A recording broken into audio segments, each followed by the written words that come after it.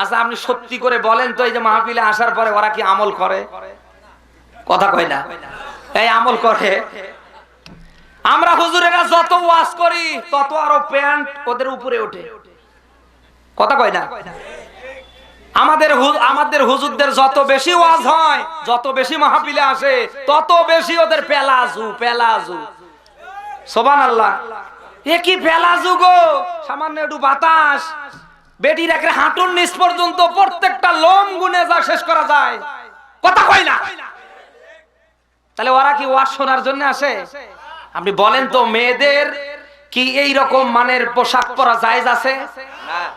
মেয়েরা পায়জামা বলেন, মেয়েরা আর কিছু পরবে, একেবারে পায়ের যত দূর পর্যন্ত যায় তত দূর পর্যন্ত ঢেকে রাখা ওদের কি বলেন?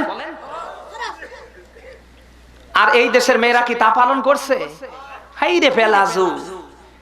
এই যে বোরকার নামে যে ফ্যাশন এই দেশে চলছে, আপনি সত্যি করে বলেন তো, এরা কি পর্দা করার জন্য সত্যিকার অর্থে বোরকা পরে? সব সময় ফেসবুকে আপডেট, বোরকা কবে আসবে। আর এমন বোরকা গো, আর যে সাইজ, যা বলে এই ভাই দোকানদার, আমার বুকের সাইজ এত 32, আমার মাজার সাইজ এত, মাপ যোগ দিয়ে নিয়ে এসে বোরকা পরে। এ কি পর্দা? যখন পরে বের হয় ওর তো এমনি বয়লার মুরগির মতো মোটা তাজা। কোথায় কি আছে? 80 বছরের বুড়ো চা খাওয়া বাদ দিয়ে আল্লাহ আল্লাহ করে। আমি কি খুব বেশি বানিয়ে বললাম? তাহলে ওয়াজ শুনতে এসে ওরা আমল করে? মেয়েদের বোরকা পরা লাগবে ঢিলা ঢালা, মদিনার মেয়েদের মতো। এক একটা মদিনার মেয়েরা যে বোরকাগুলি পরে, আপনার মতো 3টা-4টা মা ভেতরে ঢুকেও জায়গা থাকবে। কথা বলে না কেন? আর এই ফ্যাশন মার্কা ওই কটকটির মতো মায়েদের পেট থেকে আজ যে সন্তানগুলি দুনিয়া আসছে, আপনি তাকিয়ে দেখেন সব ডিপ জলের ভাইরা ভাই হচ্ছে। ছেলেরা আর মেয়েরা তো কোনো কথাই নেই, হয় কিরণ মারা নতুবা কি কটকটি। আর সন্তান যখন বড় হয়ে উল্টা পাল্টা শুরু করে, আমার মতো হুজুর হুজুর আর পারলাম না, কেন? দোয়া খায়ের করে দেন। আমার মেয়ে কথা শোনে না, আমার ছেলে কথা শোনে না, ওই শয়তান মহিলা। উল্টা পাল্টা অবস্থায় সন্তান জন্ম দিয়েছো, কথা শুনবে কি করে? 2 দিন পরে তোমার বুকের উপর পা তুলে, গলায় পা তুলে তোমাকে মারবে। এই জন্য দুনিয়ার ফ্যাক্টরি যদি ভালো হয়, মাল কয় নাম্বার হবে বলেন বলেন? আর 2 নাম্বার ফ্যাক্টরিতে গিয়ে কেউ যদি 1 নাম্বার মাল চাই পাবে? 1 নাম্বার ছাগলের বাচ্চা কয় নাম্বার হয়? কথা কয় না? এই 1 নাম্বার ছাগলের কয় নাম্বার বাচ্চা হয়? মায়েরা একটা ফ্যাক্টরির মতো। ওরা যদি ভালো হয়, ওদের পেট থেকে যারা বের হবে তারাও ভালো হবে। খারাপ তো ওরা। এদেশে অনেক নির্লজ্জ বেহায়াপনা মা, আমি তাদেরকে বেহায়া বলছি। 14 ফেব্রুয়ারির জন্য যুবতী মেয়েকে ফুল কেনার জন্য টাকা দেয়, আরো উদ্বুদ্ধ করে, আমি 13টা প্রেম করে 13 নম্বরে তোর আব্বাকে ফাঁসিয়েছি, প্রয়োজনে 13 দুগুণ 26টা করবি, তবে শোন, যাকে তাকে আটকা যাবে না। এরকম মানে আপনি বাড়িতে তাকিয়ে দেখেন, ভারতের চ্যানেলের লাইনের সব টেলিভিশন অন করে দিয়ে যুবক ছেলে যুবতী মেয়ে নিয়ে, ও যা দেখছে মা হিসেবে কি ওর শোভা পায়? কথা বলে না কেন ভাই? তুমি মার তো একটা বার বোঝার উচিত ছিল। এই যে নাচানাচি কুদাকুদি, এই যে কোলাকুলি, আমার যুবতী মেয়ে আমার যুবক ছেলে নিয়ে দেখছি, এরা তো রাতের বেলা এই নাচানাচি কুদাকুদি গুতাগুতি যা আছে সব ফেসবুকে স্টার্ট করে দেবে। সারা রাত ফেসবুক অনলাইনে সব দেখে, মাও দেখে এরাও দেখে। সুবহানাল্লাহ। এই মেয়েটা এই ছেলেটা এই কাজগুলি বাস্তবায়নের জন্য কলেজের নাম করে, হাই স্কুলের নাম করে, ক্লাসের নাম করে, কোচিং এর নাম করে, প্রাইভেটের নাম করে, এখন বলেন তো এগুলো খুঁজবে কিনা? কথা কয় না?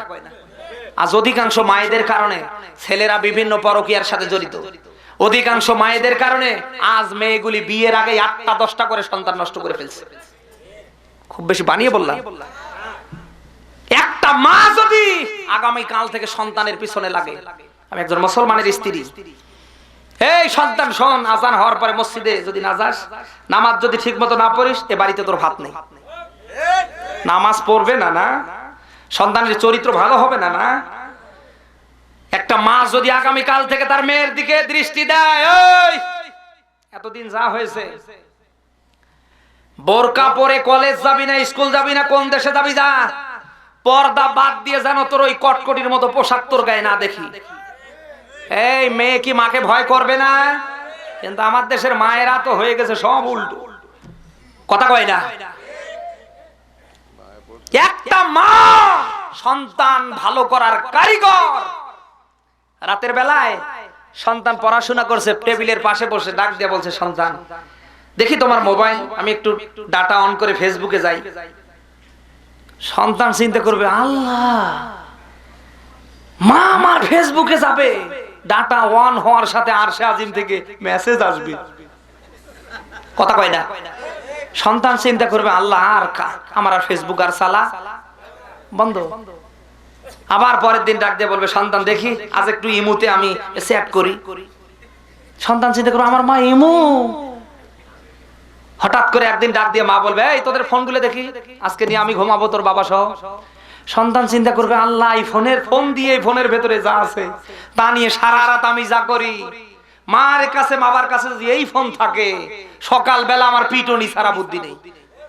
সন্তান বলেন তো, ছেলে হোক আর মেয়ে হোক, এ কি মোবাইলের দ্বারা কোনো আকাম কুকাম করতে পারবে? কিন্তু দুঃখের সাথে বলতে হয়, আজ হাজারো মায়ের সন্তান রাত 12টার পরে ডাটা অন করে, কেউ ফেসবুকে, কেউ মেসেঞ্জারে, কেউ আবার ইউটিউবে, কেউ আবার ইমুতে, সারা রাত পড়ে আছে আল্লাহ আল্লাহ নিয়ে। আল্লাহ আল্লাহ। আপনি প্রাইভেটের জন্য, টিউশনির জন্য, আপনার ছেলের জন্য, মেয়ের জন্য কত কষ্ট করছেন, চেষ্টা করছেন। ও ক্লাসে কিসের তৃতীয় 9, 10, 100-র নিচে ওর সিরিয়াল। কারণ ও সারা রাত যা করে ওর ভেতরে তো কিছু নেই, সব বের হয়ে যায়, কথা কয় না। তাহলে সন্তানগুলি নষ্ট করার পেছনে মায়েরা দায়ী না? কথা বলেন কেন ভাই? আমরা তো বাহিরে থাকি, ওরা থাকে ঘরের পরিবেশে। ওরা যদি আগামী কাল থেকে ইচ্ছে করে সন্তানকে ভালোর দিকে ফিরে নিয়ে আসতে পারবেন। আজ অধিকাংশ মায়ের কারণে সন্তান বাবার সাথে, গাজার সাথে, অবৈধ সম্পর্কের সাথে, তামাম খারাপির সাথে জড়িত। কথা বলে না কেন? মায়েরা যারা এসেছেন, খালি মাহফিলে দল বেঁধে আসলে হবে না, আমল করা লাগবে। আজ অধিকাংশ মহিলার কারণে তার স্বামী বিভিন্ন পরকীয়ার সাথে জড়িত। কথা বলে না কেন ভাই? কারণ আমরা কাপড় চোপড় কিনে দিয়ে মারা যাই, আমাদের জন্য সুবহানাল্লাহ একদিনও সাজতে চায় না। ওর সাজু গুজু সব হয় ওর দুলা ভাইয়ের জন্য, নতুবা বিয়ে বাড়ির জন্য, নতুবা বাজারে, নতুবা মার্কেটে যাওয়ার জন্য। কথা বলে না কেন? এইরকম বাড়িওয়ালি কান আছে, হাত তোলেন তো। একটা দিনের জন্য আমাদের সামনে সাজতে চায় না। যত ছিঁড়া ফাটা এমন কাপড় চোপড় পরে, মানে সেমটি দিয়ে ময়লা তোলা। মায়েরা যারা এসেছেন, খালি আসলে হবে না, কান ঘাড়া করে শোনা লাগবে। বিয়ে হবার পরে এই পায়ের আঙ্গুল থেকে মাথার চুল পর্যন্ত এই বডিটার মালিক একমাত্র আপনার স্বামী। স্বামী বাদ দিয়ে অন্য কারোর জন্য, এমনকি আপনার বাবার জন্যও সাজা জায়েজ নেই, এটা হারাম হারাম হারাম। স্বামীর জন্য যতটুকুন সাজতে সময় নেবেন, যতটুকুন সাজুগুজু করবেন, মহান আল্লাহর রাস্তায় সাদকা করার সব দেবেন। সুবহানাল্লাহ। স্বামীর জন্য সাজুগুজু করে থাকেন। এই কমলপুর দিনাজপুরের বাজার থেকে স্বামী আসার পরে যখন নক করবে, দরজা খুলে দেবেন। নববধূর মতো চেহারার দিকে তাকিয়ে যদি একটা মুস্কি হাসি দিতে পারে, জীবনের সব সগীরা গুনাহ আল্লাহ মাফ করে দেবে। ওরে মা, তুমি তা বাদ দিয়ে স্বামীকে করছো বেজার, দুলা ভাইকে করছো খুশি। তুমি মারা গেলে তোমার ঠিকানা জাহান্নাম ছাড়া কোথাও নেই। কথা বলে কেন? এরকম মেয়েরা এই দেশে নেই। স্বামীকে স্বামী মনে করে না, দাম দিতে চায় না। অথচ তিরমিজির হাদিস আল্লাহর নবী দিয়েছে, আল্লাহ তাআলা যদি তাকে বাদ দিয়ে কাউকে সেজদা করার অনুমতি দিল, তামাম দুনিয়ার মেয়েদেরকে বলতাম, নারীদেরকে বলতাম, তোমরা তোমাদের স্বামীর পায়ে সেজদা করো। সুবহানাল্লাহ বলতে পারেন না? স্বামীর মর্যাদা কম না বেশি? দুঃখের সাথে বলতে হয়, আজ আমরা স্বামী হিসাবে কি পাই? এইরকম স্বামীর ভক্ত বউ তো মনে হয় দিনাজপুরে বেশি নাকি? মায়েরা যারা এসেছেন, বিনয়ের সাথে বলছি, জাহান্নামে যাওয়ার জন্য যতগুলি কারণ আল্লাহর নবী দিয়েছে, তার ভিতরে গুরুত্বপূর্ণ কারণ আমি দুইটা বলবো। আপনি যদি মা হিসাবে, বোন হিসাবে, আপনার যদি বিবেক থাকে, আপনি নিতে পারেন। 1 নাম্বার, জান্নাতে জাহান্নামে যাওয়ার পেছনে কারণ আপনার স্বামী। স্বামীকে যদি খুশি রেখে মারা যেতে পারেন, আপনাকে আল্লাহ জান্নাত দেবেই। সুবহানাল্লাহ বলতে পারেন? তাহলে মহিলাদের, মেয়েদের, নারীদের, মাদের, বোনদের জান্নাতে যাওয়ার, জাহান্নাম থেকে বাঁচার কারণ একটা, তার নাম স্বামী। তার নাম, বেজার হলে জাহান্নাম, আর স্বামী যদি খুশি থাকে জান্নাত। সুবহানাল্লাহ বলতে পারো? আজ যে পরিবারগুলিতে স্বামী স্ত্রীর ভিতরে মিল মহব্বত আছে, ওটা যেন একটা ঘর না গো, ওটা একটা জান্নাতের কামরা। আমি কি বানিয়ে বললাম ভাই? মায়েরা যারা এসেছেন, তাহলে স্বামী জান্নাতে যাওয়ার কারণ, আবার স্বামী জাহান্নামে যাওয়ার 2 নম্বরে পর্দা। দুনিয়ায় যে মেয়েরা পর্দা করবে, এই পর্দা করা নারীদেরকে জান্নাত দেবে কে? আর পর্দা যারা বাদ দিয়ে বয়লার মুরগির মতো সাজুগুজু করবে, এই কটকটি মার্কা নারীকে জাহান্নামে দেবে কে? এরকম নারী এই দেশে আছে না নেই? কার আছে হাত তোলেন দেখি। একজনও নেই। তাইলে বয়লার মুরগির মতো এগুলো বের হয় কোত্থেকে? হযরতে ফাতেমাতুজ জাহরা জান্নাতে মহিলাদের সরদারিনী হওয়ার পেছনে কারণ এই দুইটা। 1 নাম্বার স্বামী, 2 নম্বরে পর্দা। সুবহানাল্লাহ বলতে পারেন না? রাতের বেলা হযরতে আলীকে ডাক দেয়া বলেন, প্রাণের স্বামী, কখন কোন সময় আমি মারা যাব তা তো বলতে পারি না, তবে শোনো, যখন আমি মারা যাব বেশি মানুষরে খবর দিবা না, তাড়াতাড়ি আমারে গোসল দিয়ে জানাজার নামাজ শেষ করে কবরে দিবা। হযরত আলী ডাক দেয়া বলেন, ফাতেমা কেন? কেনর জবাবে ফাতেমা ডাক দেয়া বলেন, হে আলী, হে নবীর সাহাবী, আমার বাবার জামাতা শোনো। কেন? এই কেনর জবাবে আমি ফাতেমা বলছি, আমি নবীর মেয়ে হিসাবে মানুষ তেমন আমারে চিনে না। আমি লম্বা চৌড়া কিনা, আমি দেখতে মোটা সোটা কিনা, ঠিক না কিনা, আমি কেমন দুনিয়ার কেউ ওইভাবে আমাকে বলতে পারবে না। ও প্রাণের স্বামী, মারা যাওয়ার পরে যদি সবাই জানতে পারে নবীর মেয়ে দুনিয়ায় নেই, প্রতিযোগিতা করে জানাজায় হাজির হবে, আমার লাশ তারা দেখতে পাবে, তারা জানাজার নামাজে দাঁড়িয়ে ও মন্তব্য করবে, আর নবীর মেয়ে এরকম ছিল। ও প্রাণের স্বামী, নবীর জামাতা হাসান হোসেনের আব্বা, মানুষ যাতে আমার মৃত্যুর পরে এমনটা মন্তব্য করতে না পারে। আমার ভাইরা, মায়েরা যারা এসেছেন, সবার কাছে জানতে চাই, ফাতেমার পর্দার দাম কম ছিল না বেশি? বলেন না কেন? এই দুইটা কারণে বিশেষ করে হযরতে ফাতেমাতুজ জাহরাকে তামাম দুনিয়ার নারীদের জান্নাতি সরদার বানিয়েছে কে? মায়েরা যদি কিয়ামতের ময়দানে জাহান্নাম থেকে হযরতে ফাতেমাতুজ জাহরার সাথী হয়ে জান্নাতে যেতে চান, ও মা, এই দুইটা কাজের আঞ্জাম নিয়ে থাকেন, খোদার কসম করে বলে গেলাম, কিয়ামতের ময়দানে ফাতেমার সাথে জান্নাতে যাবার আশা হয়ে যাবে। আল্লাহ যেন মাদেরকে স্বামীর মন জয় করার জন্য, স্বামীকে খুশি করার জন্য যা দরকার, আল্লাহ যেন মাদেরকে দান করে। 2 নম্বরে প্রত্যেকটা মাকে যেন আল্লাহ পদ্মানিশী হিসাবে কবুল করে। যখনই তারা ঘর থেকে বের হবে, তারা যেন অন্তত বোরকাটা, একটা চাদর গায়ে দিয়ে নিজের বডিটাকে তারা হেফাজত করে বাহিরে আসতে পারে। আমরা কামনা করছি আল্লাহ তাআলা যেন খাদিজার মতো, ফাতেমার মতো মাদেরকে দান করেন। ইন্নাল হামদুলিল্লাহ إن الحمد لله نحمده ونستعينه ونستغفره ونؤمن به ونتوكل عليه ونعوذ بالله من شرور أنفسنا ومن سيئات أعمالنا من يهده الله فلا مضل له ومن يضلل فلا هادي له نشهد أن لا إله إلا الله وحده لا شريك له ونشهد أن سيدنا ومولانا محمدا عبده ورسوله الذي أرسله بالحق بشيرا ونذيرا وداعيا إلى الله بإذنه وسراجا منيرا জবান খুলে পড়েন আউযু বিল্লাহি মিনাশ শাইতানির রাজীম বিসমিল্লাহির রহমানির রহিম ইয়া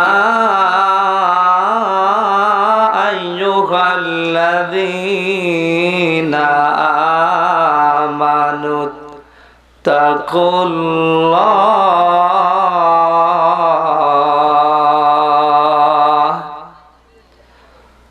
ওয়াল তানযুরু নাফসুম মা قدمت لغد واتقوا الله إن الله خبير بما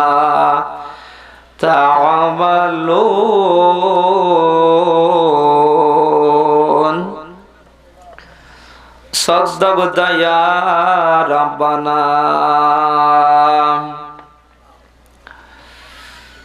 عن ابن مسعود رضي الله تعالى عنه أنه قال قال النبي صلى الله عليه وسلم لا تزل قدم يوم القيامة من عند ربه حتى يسأل عن خمس عن عمره فيما أفناه وعن شبابه فيما أبلاه وماله من أين اكتسبه وفيما أنفقه وماذا عمل فيما علم رواه الترمذي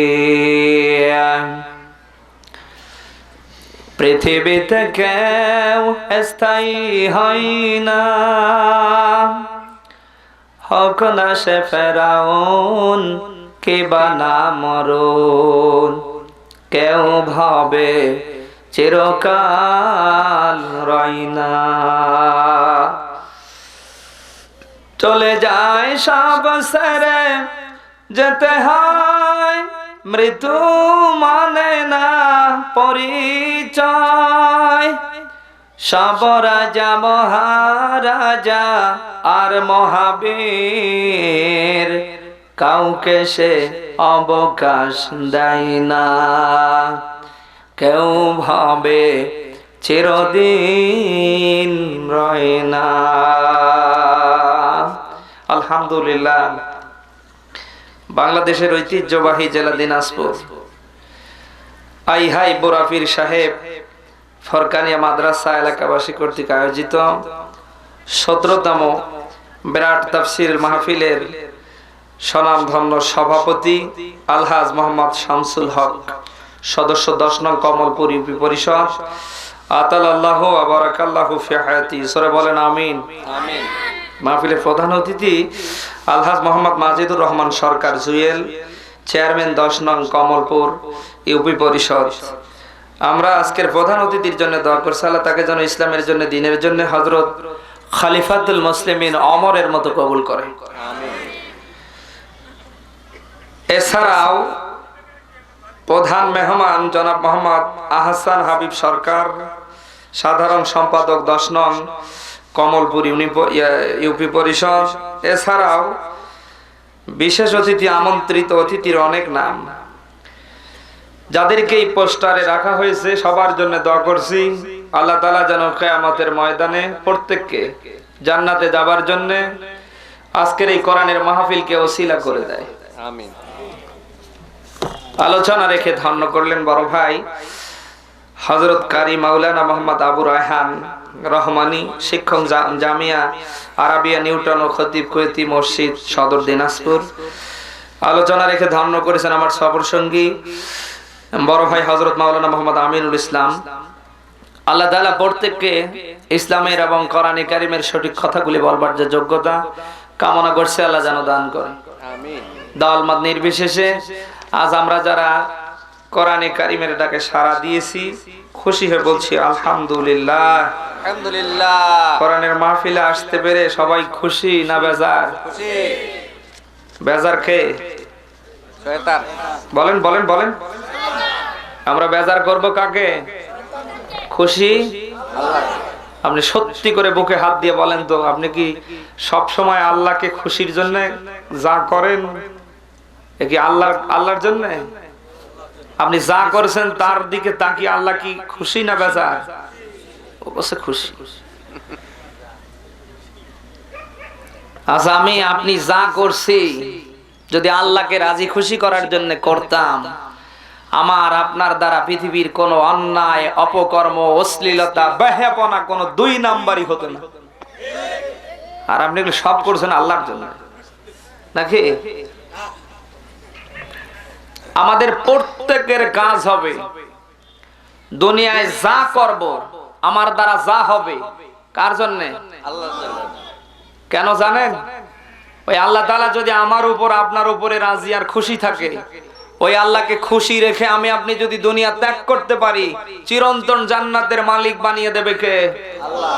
বলেন আল্লাহ। কিন্তু ওই আল্লাহ বাদ দিয়ে দুনিয়ায় যদি শয়তান খুশি থাকে আর আল্লাহ যদি বেজার থাকে, তামাম দুনিয়ার মালিক হলেও কিয়ামতে ফেরেশতারা গুঁতো দিয়ে জাহান্নামে দেবে।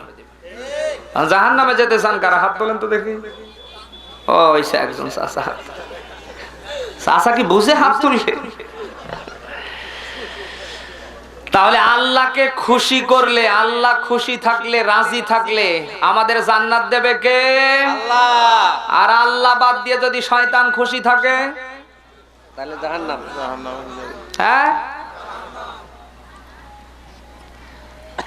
আজকের পর থেকে আপনার আমার দ্বারা যা হবে সব কার জন্য? সর্বদা আমার আপনার চেষ্টা থাকবে আল্লাহকে খুশি করা, আল্লাহর দিকে তাকিয়ে প্রত্যেকটা কর্ম, প্রত্যেকটা কাজ বাস্তবায়ন করা। যে জায়গায় গেলে পরে আমার আল্লাহ বেজার হবে, যে কাজ করলে পরে আল্লাহ নারাজ হবে, ও কাজ আমার আপনার করা যাবে। কারণ শয়তানকে আল্লাহ তাআলা আপনার আমার পেছনে ছেড়ে দিয়েছে স্বাধীনতা দিয়ে। স্বাধীনতা দেয়নি? কথা বল না কেন ভাই? সূরা আরাফের 8 নম্বর পারার 11 নম্বর পৃষ্ঠার 16-17 নম্বর আয়াত দেখে নেবেন। ও আল্লাহ তাআলা তাকে স্বাধীনতা দিয়েই ছেড়ে দিয়েছে বনি আদমের জন্য। দুনিয়ার প্রত্যেকটা ভালো জায়গায় শয়তান বাধা দেবে। ভালো কাজ যারা যেখানেই করতে যাবে শয়তান ওই জায়গায় গিয়ে বাধা দেবেই। শয়তানের কাজ প্রয়োজনে সামনে থেকে দেবে, পিছন থেকে দেবে, ডানে থেকে দেবে, বামে থেকে দেবে, মানে কোন দিক তার বাদ নেই। আপনাকে ওই ভালো কাজ থেকে বিরত রাখার জন্য যত চেষ্টা, যত মুজাহাদা, যত কিছু করার দরকার শয়তান করবে। কারণ আপনাকে ওই ভালো কাজ থেকে ফিরাতে পারলে শয়তানের লাইফ ধন্য। কথা বলেন? কারণ আপনি ভালো কাজ করতে পারলেই তো আল্লাহ খুশি হবে, আর আল্লাহ খুশি হলেই তো আপনাকে জান্নাত দেবে। তখন তো আলু পোড়া ঘাও ছাড়ার কোনো বুদ্ধি নেই। কথা কয় না? শয়তান আল্লাহ তাআলার কাছে চ্যালেঞ্জ করেছে, আল্লাহ যে কোনো কায়দায় আপনার বনি আদমের ভেতরে যারা ভালো, যারা আল্লাহ আপনার দিকে তাকিয়ে শুধু আপনাকে রাজি খুশি করার জন্য দুনিয়ার সব করবে, আমি শয়তান যে করেই হোক তাদেরকে পথভ্রষ্ট করব। শয়তানের টার্গেট এটা, চ্যালেঞ্জ। এই জন্য দেখবেন দুনিয়ার প্রত্যেকটা ভালো জায়গায় শয়তান বাধা দেয়। কোরআনের মাহফিল করতে যাবেন বাধা, এত দিনাজপুরে নেই, সব আসমান থেকে ফেরেশতারা এসে বাধা দেয়। আরে এই দেশে মমতাজের মতো, মমতাজ মার্কা মহিলার মতো মহিলা আসলে এদেশে ইসলাম বিদ্বেষী অনুষ্ঠানে কোনো বাধা নেই। কিন্তু আল্লাহর জমিন, আল্লাহর আসমান, আমরা কার? আল্লাহ। সেই আল্লাহর আসমানের নিচে জমিনের উপরে কোরআনের কথা হবে, মানুষের চরিত্র, মানুষের আদর্শের পরিবর্তন হবে, মানুষের ঈমান বৃদ্ধি পাবে। দুঃখের সাথে বলতে হয় সেই ভালো কাজের মতো ভালো কাজ করতে গিয়ে কত জুতো যে শেষ করতে হয়, যারা মাহফিলের আঞ্জাম করে ওরা বোঝে। শয়তান কোনদিন কখনো কোন সময় খারাপ কাজের সাথে থাকে না, কিয়ামত পর্যন্ত থাকবে না। শয়তান সব সময় ভালোর সাথে থাকবে, ভালো কাজ যেখানে শয়তান থাকবে। এখন প্রশ্ন করতে পারেন, হুজুর তাহলে খারাপ কাজের সাথে ফির কে থাকবে? শয়তান দূর থেকে চিন্তা ভাবনা করে দেখেছে, এই মুহূর্তে কোরআনের মাহফিল শোনা বাদ দিয়ে যারা ওই দোকানপাটে বিড়ি টানছে আর চা লাগিয়ে চা ধরে সুন্দরী মেয়েদের দিকে, সুন্দরী নারীদের দিকে যারা লোলুপ দৃষ্টিতে কুকুরের মতো পানি ফেলছে, শয়তান দূর থেকে ওদের দেখে হাসছে। ওই তোদের মতো আর কিছু লোক যদি দিনাজপুরের মাটিতে থাকে, ও আমার অন্তত আশেপাশে যাওয়ারই দরকার। কথা কয় না? এজন্য খারাপ কাজ যেখানে শয়তান থাকে না, বোঝা লাগবে দুনিয়ায় খারাপ কাজ নিয়ে যারা থাকতে আনন্দ পায়, খারাপ কাজ করতে যারা তৃপ্তি পায়, খারাপ কাজ করার জন্য যারা বাহবা দেয়, বোঝা লাগবে তারা শয়তানের চেয়েও বড় শয়তান। আপনি দুনিয়ায় ভালো কাজ করেন, দেখেন কত বিপদ, কত কিছু। এই যুবকদের ভেতরে যারা দাড়ি রাখেনি, যারা 3 দিন শেভ করে সপ্তাহে, সপ্পাং সুবহানাল্লাহ। এই দাড়ি কাটা কি সুন্নাত না? দাড়ি কাটা কি? এই যুবকটাই যদি কালকে থেকে দাড়ি কাটা বাদ দেয়, কত বড় বড় আল্লাহর ওলি বলে হুজুর হয়ে গেলি, তোর এখন ইমানে ঠিক হয়নি। কথা কয় না? আবার মনে করেন এখানে অনেক আল্লাহর ওলি আছে, এশার নামাজও পড়ে নেই, ও মাগরিবও পড়ে না, মানে 7 দিন থেকে 1 মাস ধরে কিচ্ছু নেই। ওটা হিন্দু না মুসলমান বোঝার কোনো কায়দা নেই। জোহরের আজান হয়, হিন্দুরাও বসে বিড়ি টানে, ও টানে। সুবহানাল্লাহ। অবশ্য সুবহানাল্লাহ। মনে করেন ও এখানে এসেছে, কালকে থেকে যদি নামাজ ধরে ফজর থেকে, দেখবেন কত বড় বড় আল্লাহর ওলি নামাজি হয়ে গেছে, এখন ইমানে ঠিক হয়নি, নামাজি হয়ে গেছে। কোন ভালো কাজ আপনি করতে যাবেন, ভালো কাজের আঞ্জাম নিতে যাবেন, দেখবেন হাজারো বাধা। কেন জানেন? ভালো কাজ যদি আপনি করতে পারেন, খুশি হবে কে? আল্লাহ। আর খারাপ কাজ করলে আল্লাহ খুশি না, রাগ করবে, বেজার হবে, খুশি হবে শয়তান। আর শয়তান খুশি হলে জাহান্নামে যাওয়া লাগবে। এই জন্য দুনিয়ার প্রত্যেকটা জায়গায় আমার আপনার কাজ হবে কাকে খুশি করা? আল্লাহ। কারা পারবেন দেখি? লিল্লাহে তাকবীর, আল কোরআনের আলো, লিল্লাহে তাকবীর। আজ আমি, আপনি, আপনারা দুনিয়ায় আমরা বানি আদম হিসাবে যারা দাবি করি, আদমের সন্তান, আমরা আজ মানুষ বলে যারা দাবি করি, দুনিয়ায় আমরা যা করছি পৃথিবীর কেউ না জানলেও একজন জানে, তিনি আল্লাহ। না আল্লাহ জানতে পারে না? ঘরের জালনা দরজা সব বন্ধ করে দিলেন, ঘরের ভেতরে কিছু একটা হচ্ছে। এই যে কিছু একটা হচ্ছে, আপনি কিছু একটা করছেন, কেউ যদি নাও দেখে, একজন দেখে আল্লাহ। রাস্তা দিয়ে হেঁটে যাচ্ছেন, অন্যের একটা মেয়ে, অন্যের একটা বোন পাশ দিয়ে যাচ্ছে, আপনি এমন কায়দায় তাকিয়ে আছেন চশমার ফাঁকা জায়গা দিয়ে, দুনিয়ার কেউ যদি ওই জায়গায় নাও দেখে, ওই ব্যাপারে নাও জানে, একজন জানে, একজন দেখে, তিনি আল্লাহ। ক্ষমতা তো আল্লাহর নেই নাকি? আল্লাহ তাআলা বলেন, ইয়ালামু খায়িনাতাল আয়ুন ওমা তাখফিস সুদূর। আল্লাহ বলেন, তোমরা যে চোখের খেয়ানত করো, চোখের খেয়ানত বলতে কি? যেটা আল্লাহ দেখা আপনার জন্য জায়েজ করে দিয়েছে, ওটা দেখা লাগবে। নারী জাতির ভেতরে যেটা আপনার মা, যেটা আপনার স্ত্রী, যেগুলি আপনার জন্য হালাল, আপনি দেখতে পারবেন, কিন্তু অন্যর সুন্দরী মেয়ে যাবে, বোন যাবে, অন্যের বউ যাবে, আপনি দেখবেন এটা কবিরা গুনাহ। কথা কয় না? চশমার ফাঁকা জায়গা দিয়ে মারতেছেন, কেউ না জানলে ওই খেয়ানত সম্পর্কে জানে কে? আবু দাউদের হাদিসে আয়াতের ব্যাখ্যা এসেছে, হযরত আলী রাদিয়াল্লাহু তাআলা আনহুকে ওই সময় আল্লাহর নবী ডাক দিয়ে বলছেন, আলী, পর নারীর দিকে যখন দৃষ্টি পড়বে, প্রথম দৃষ্টিটা তোমার, আর দ্বিতীয় নাম্বার নেক্সটে যে দৃষ্টিটা পড়বে এটা শয়তানের। এটা এখন তাহলে কালকে থেকে বলবেন যে হুজুর একবার যখন পড়বে দেখতে থাকবো যা আছে কপালে, নাকি? একবার যখন পড়বে সাথে সাথে দৃষ্টিটা ফিরায়, বলেন বলেন বলেন। কিন্তু আমরা সুন্দরী মেয়ে দেখলে, পরের বউ দেখলে দোকানে 10 টাকা খরচ করে প্রয়োজনে আরো 20 টাকা করি ওই জিনিস দেখার জন্য।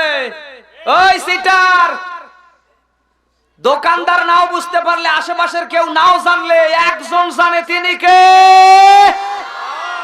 ওই আল্লাহ তাআলার ভয়ে, ওই আল্লাহ তাআলার দিকে তাকিয়ে তুমি যদি ওই সময় খারাপই ছাড়তে পারো, আমার আল্লাহ তোমাকে পুরস্কার হিসাবে জান্নাতের উচ্চ মাকাম দান করবে। সুবহানাল্লাহ। ওয়া আম্মা মান খাফা মাকাম রাব্বি ওয়া নাহান নাফসা আনিল হাওয়া ফাইনাল জান্নাতা হিয়াল মাওয়া।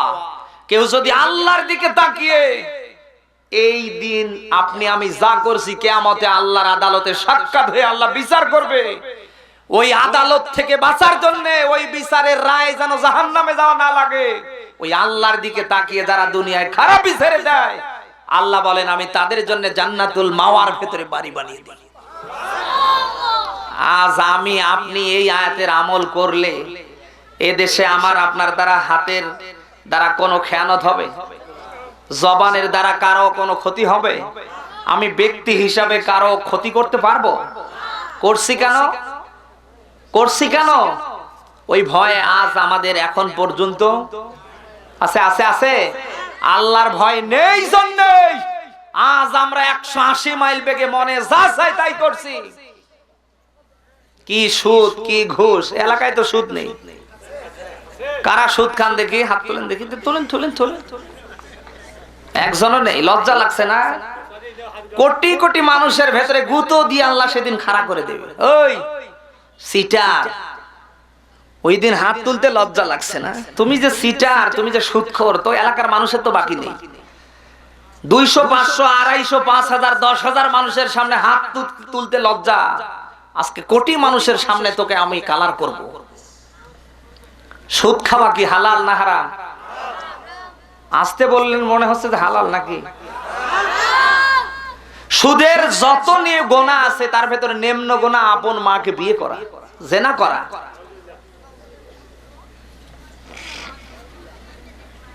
জেনে শুনে যারা এই সুদের সাথে জড়িত, 180 মাইল বেগে যারা সুদ খাচ্ছে, এই লোকগুলো নামাজি হতে পারে, রোজাদার হতে পারে, হজ ওমরাকারী হতে পারে, এই লোকটা টুপিওয়ালা হতে পারে, দাড়িওয়ালা হতে পারে, এই লোকটা আমার মতো হুজুর হতে পারে।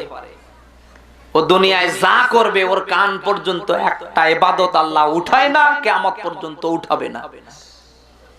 কারণ হারামের অর্জিত অর্থ দিয়ে আমার আপনার আপনাদের শরীরে যদি 1 ফোঁটা রক্ত তৈরি হয়, আপনি কি শুনতেছেন?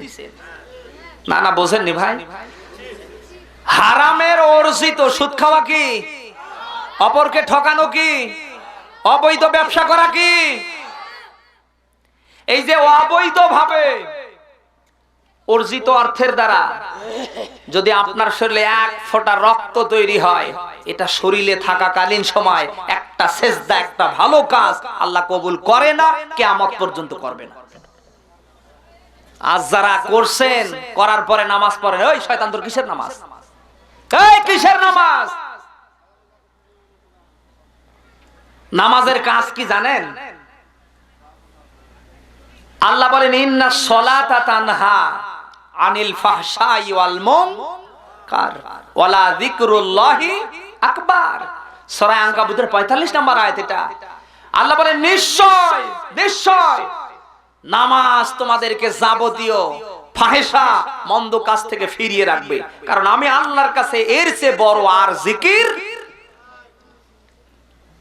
এখন যারা 180 মাইল বেগে সুদ খায়, দুর্নীতি করে, অবৈধ ব্যবসা করে, সব সময় মানুষকে কষ্ট দিয়ে মানুষের উপর অত্যাচার জুলুম করে, আজ যারা কোটি কোটি টাকার মালিক হয়েছে, আমি জানতে চাই ওর নামাজ হচ্ছে?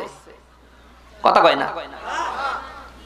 আমার বন্ধুরা, এই আয়াতের ব্যাখ্যায় হাদিস এসেছে, আল্লাহর নবী বলেন, দুনিয়ায় নামাজ পড়ার পরে দুনিয়ায় কেউ যদি খারাপই ছাড়তে না পারে, ওর যেন নামাজই হয় না। নামাজি বলেন বলেন, নামাজ পড়ার পরে ওই নামাজ যদি আপনাকে সুদ থেকে, ঘুষ থেকে, অবৈধ অর্থ গ্রহণ থেকে, মানুষের উপর জুলুম অত্যাচার থেকে, তামাম ফাহেসা মন্দ কাজ থেকে ফিরাতে না পারে, ও নামাজ কিয়ামত পর্যন্ত আপনার কাজে আসবে না। এরকম নামাজি এই দেশে আছে না রে? সামনের কাতারে ইমামের পিছন ছাড়া দাঁড়ায় না, জায়গা বরাদ্দ করে নিয়েছে, অন্য কাউকেও যেতে দেয় না। অথচ পিছনের দিকে তাকিয়ে দেখেন ও যা করে, ওর জীবনের দিকে তাকিয়ে ওর একটা ইবাদত আমার আল্লাহ কবুল করে না।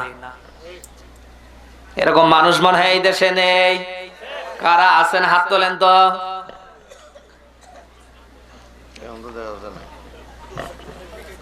আমি আবারও বলছি, নামাজ পড়ার পরে যদি আপনি খারাপই ছাড়তে না পারেন, তামাম দুনিয়ার ফাহেসা মন্দ কাজ ত্যাগ করতে না পারেন, কিয়ামত পর্যন্ত আপনি নামাজ পড়তে পারেন, এই নামাজ দুনিয়া আখিরাতে কোনো লাভবান করবে? নামাজের গুরুত্ব এত পরিমাণ আল্লাহর নবী দিয়েছে, কেউ যদি দুনিয়ায় 5 ওয়াক্ত নামাজ সঠিকভাবে আদায় করে, আমার আল্লাহ তাকে কয়েকটা পুরস্কার দেবে। কয়েকটা বলবো? ফজরের নামাজ যদি কেউ আদায় করে, ফজরের ফরজ কয় রাকাত বলেন? কেউ যদি 2 রাকাত ফরজ আদায় করে, মহান আল্লাহ আদম আর হাওয়াকে যেভাবে মাফ করে দিয়েছে, কেউ যদি দুনিয়ায় ফজরের ফরজ 2 রাকাত নামাজ আদায় করে, আমার আল্লাহ তাকে ওইভাবে মাফ করে দেবে। এই মাইকেল মারা গেছে পাগলের গোষ্ঠী। তাহলে ফজরের নামাজ আদায় করলে গুনাহ মাফ করে দেবে কে বলেন? ফজরের নামাজ কারা পড়েছেন হাত তোলেন তো। আর বাদবাকি সব আল্লাহর ওলি। নামান নামান, সংখ্যায় আপনারা বেশি। আল্লাহ প্রত্যেককে আজকে থেকে যেন নামাজি হিসাবে কবুল করে। মুসলমানের সাইনবোর্ড হলো নামাজ। আপনি যদি আল্লাহর কাছে মুসলমানের দাবি করেন, আপনি যদি আল্লাহর কাছে তার বান্দার দাবি করেন, সর্বপ্রথম আগে নক করা লাগবে নামাজ। নামাজ বাদ দিয়ে দুনিয়ায় যা করবেন বলি একটাও কবুল হয় না, কিয়ামত পর্যন্ত হবে না। আজ নামাজ বাদ দিয়ে যারা বিভিন্ন খানকায় বিশাল বড় আল্লাহর ওলি সেজে আছে, ওলি ওটা শয়তানের বড় ভাই। এই জন্য দুনিয়ায় যেটাই করবেন, ইসলামী আন্দোলন করেন, আল্লাহর দিন প্রতিষ্ঠার সংগ্রাম করেন, আপনি পৃথিবীতে যাই করেন, আগে নামাজ। আগে কি? আগে কি? ওই নামাজ আছে নেই? আজ নামাজ নেই জন্য আমরা খুব শান্তিতে আছি না?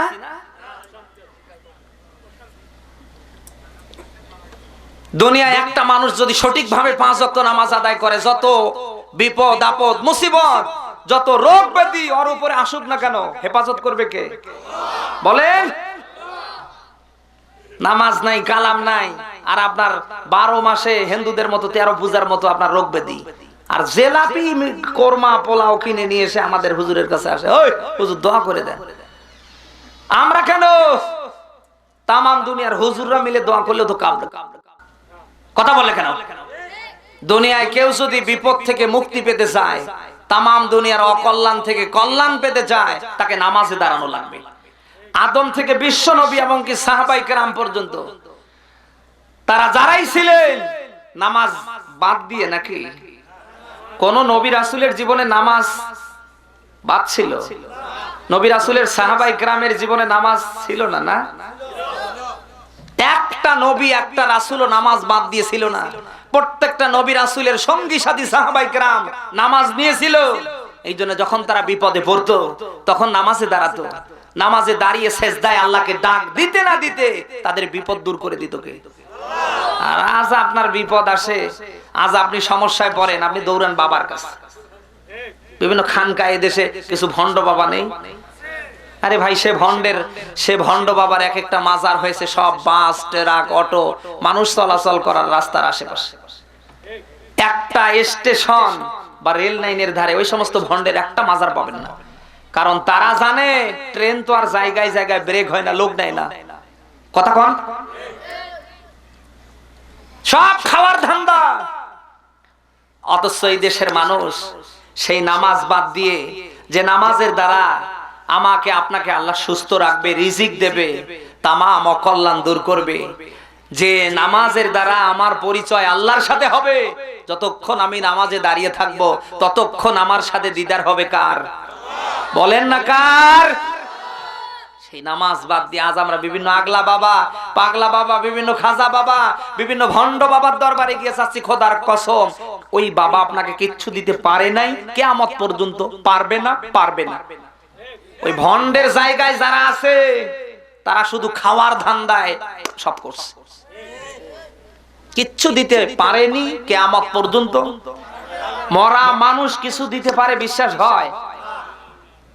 যদি দিতে পারে এই বিশ্বাস যদি আপনার হয়, তাহলে আগে তো দেওয়ার কথা আপনার মা। কারণ পৃথিবীতে নিয়ে আসার পেছনে তামাম দুনিয়ার মানুষের চেয়ে সবচেয়ে বেশি কষ্ট যার হয়েছে সে আপনার মা। কথা বললেন কেন ভাই? 10 মাস 10 দিন মা আপনাকে পেটে নিয়েছে। কি পরিমাণ কষ্ট হয়েছে এটা যদি বুঝতে চান, বিয়ে করে আপনার বউয়ের দিকে তাকান। একটা মায়ের পেটে সন্তান আসলে মায়ের কত কষ্ট, পৃথিবীতে আসার পরে ওই সন্তানটা বড় হওয়া পর্যন্ত মাকে কত কায়দায় জ্বালায়। রাতের বেলা মায়ের স্তন যখন মুখে নেয় ছাড়তে চায় না।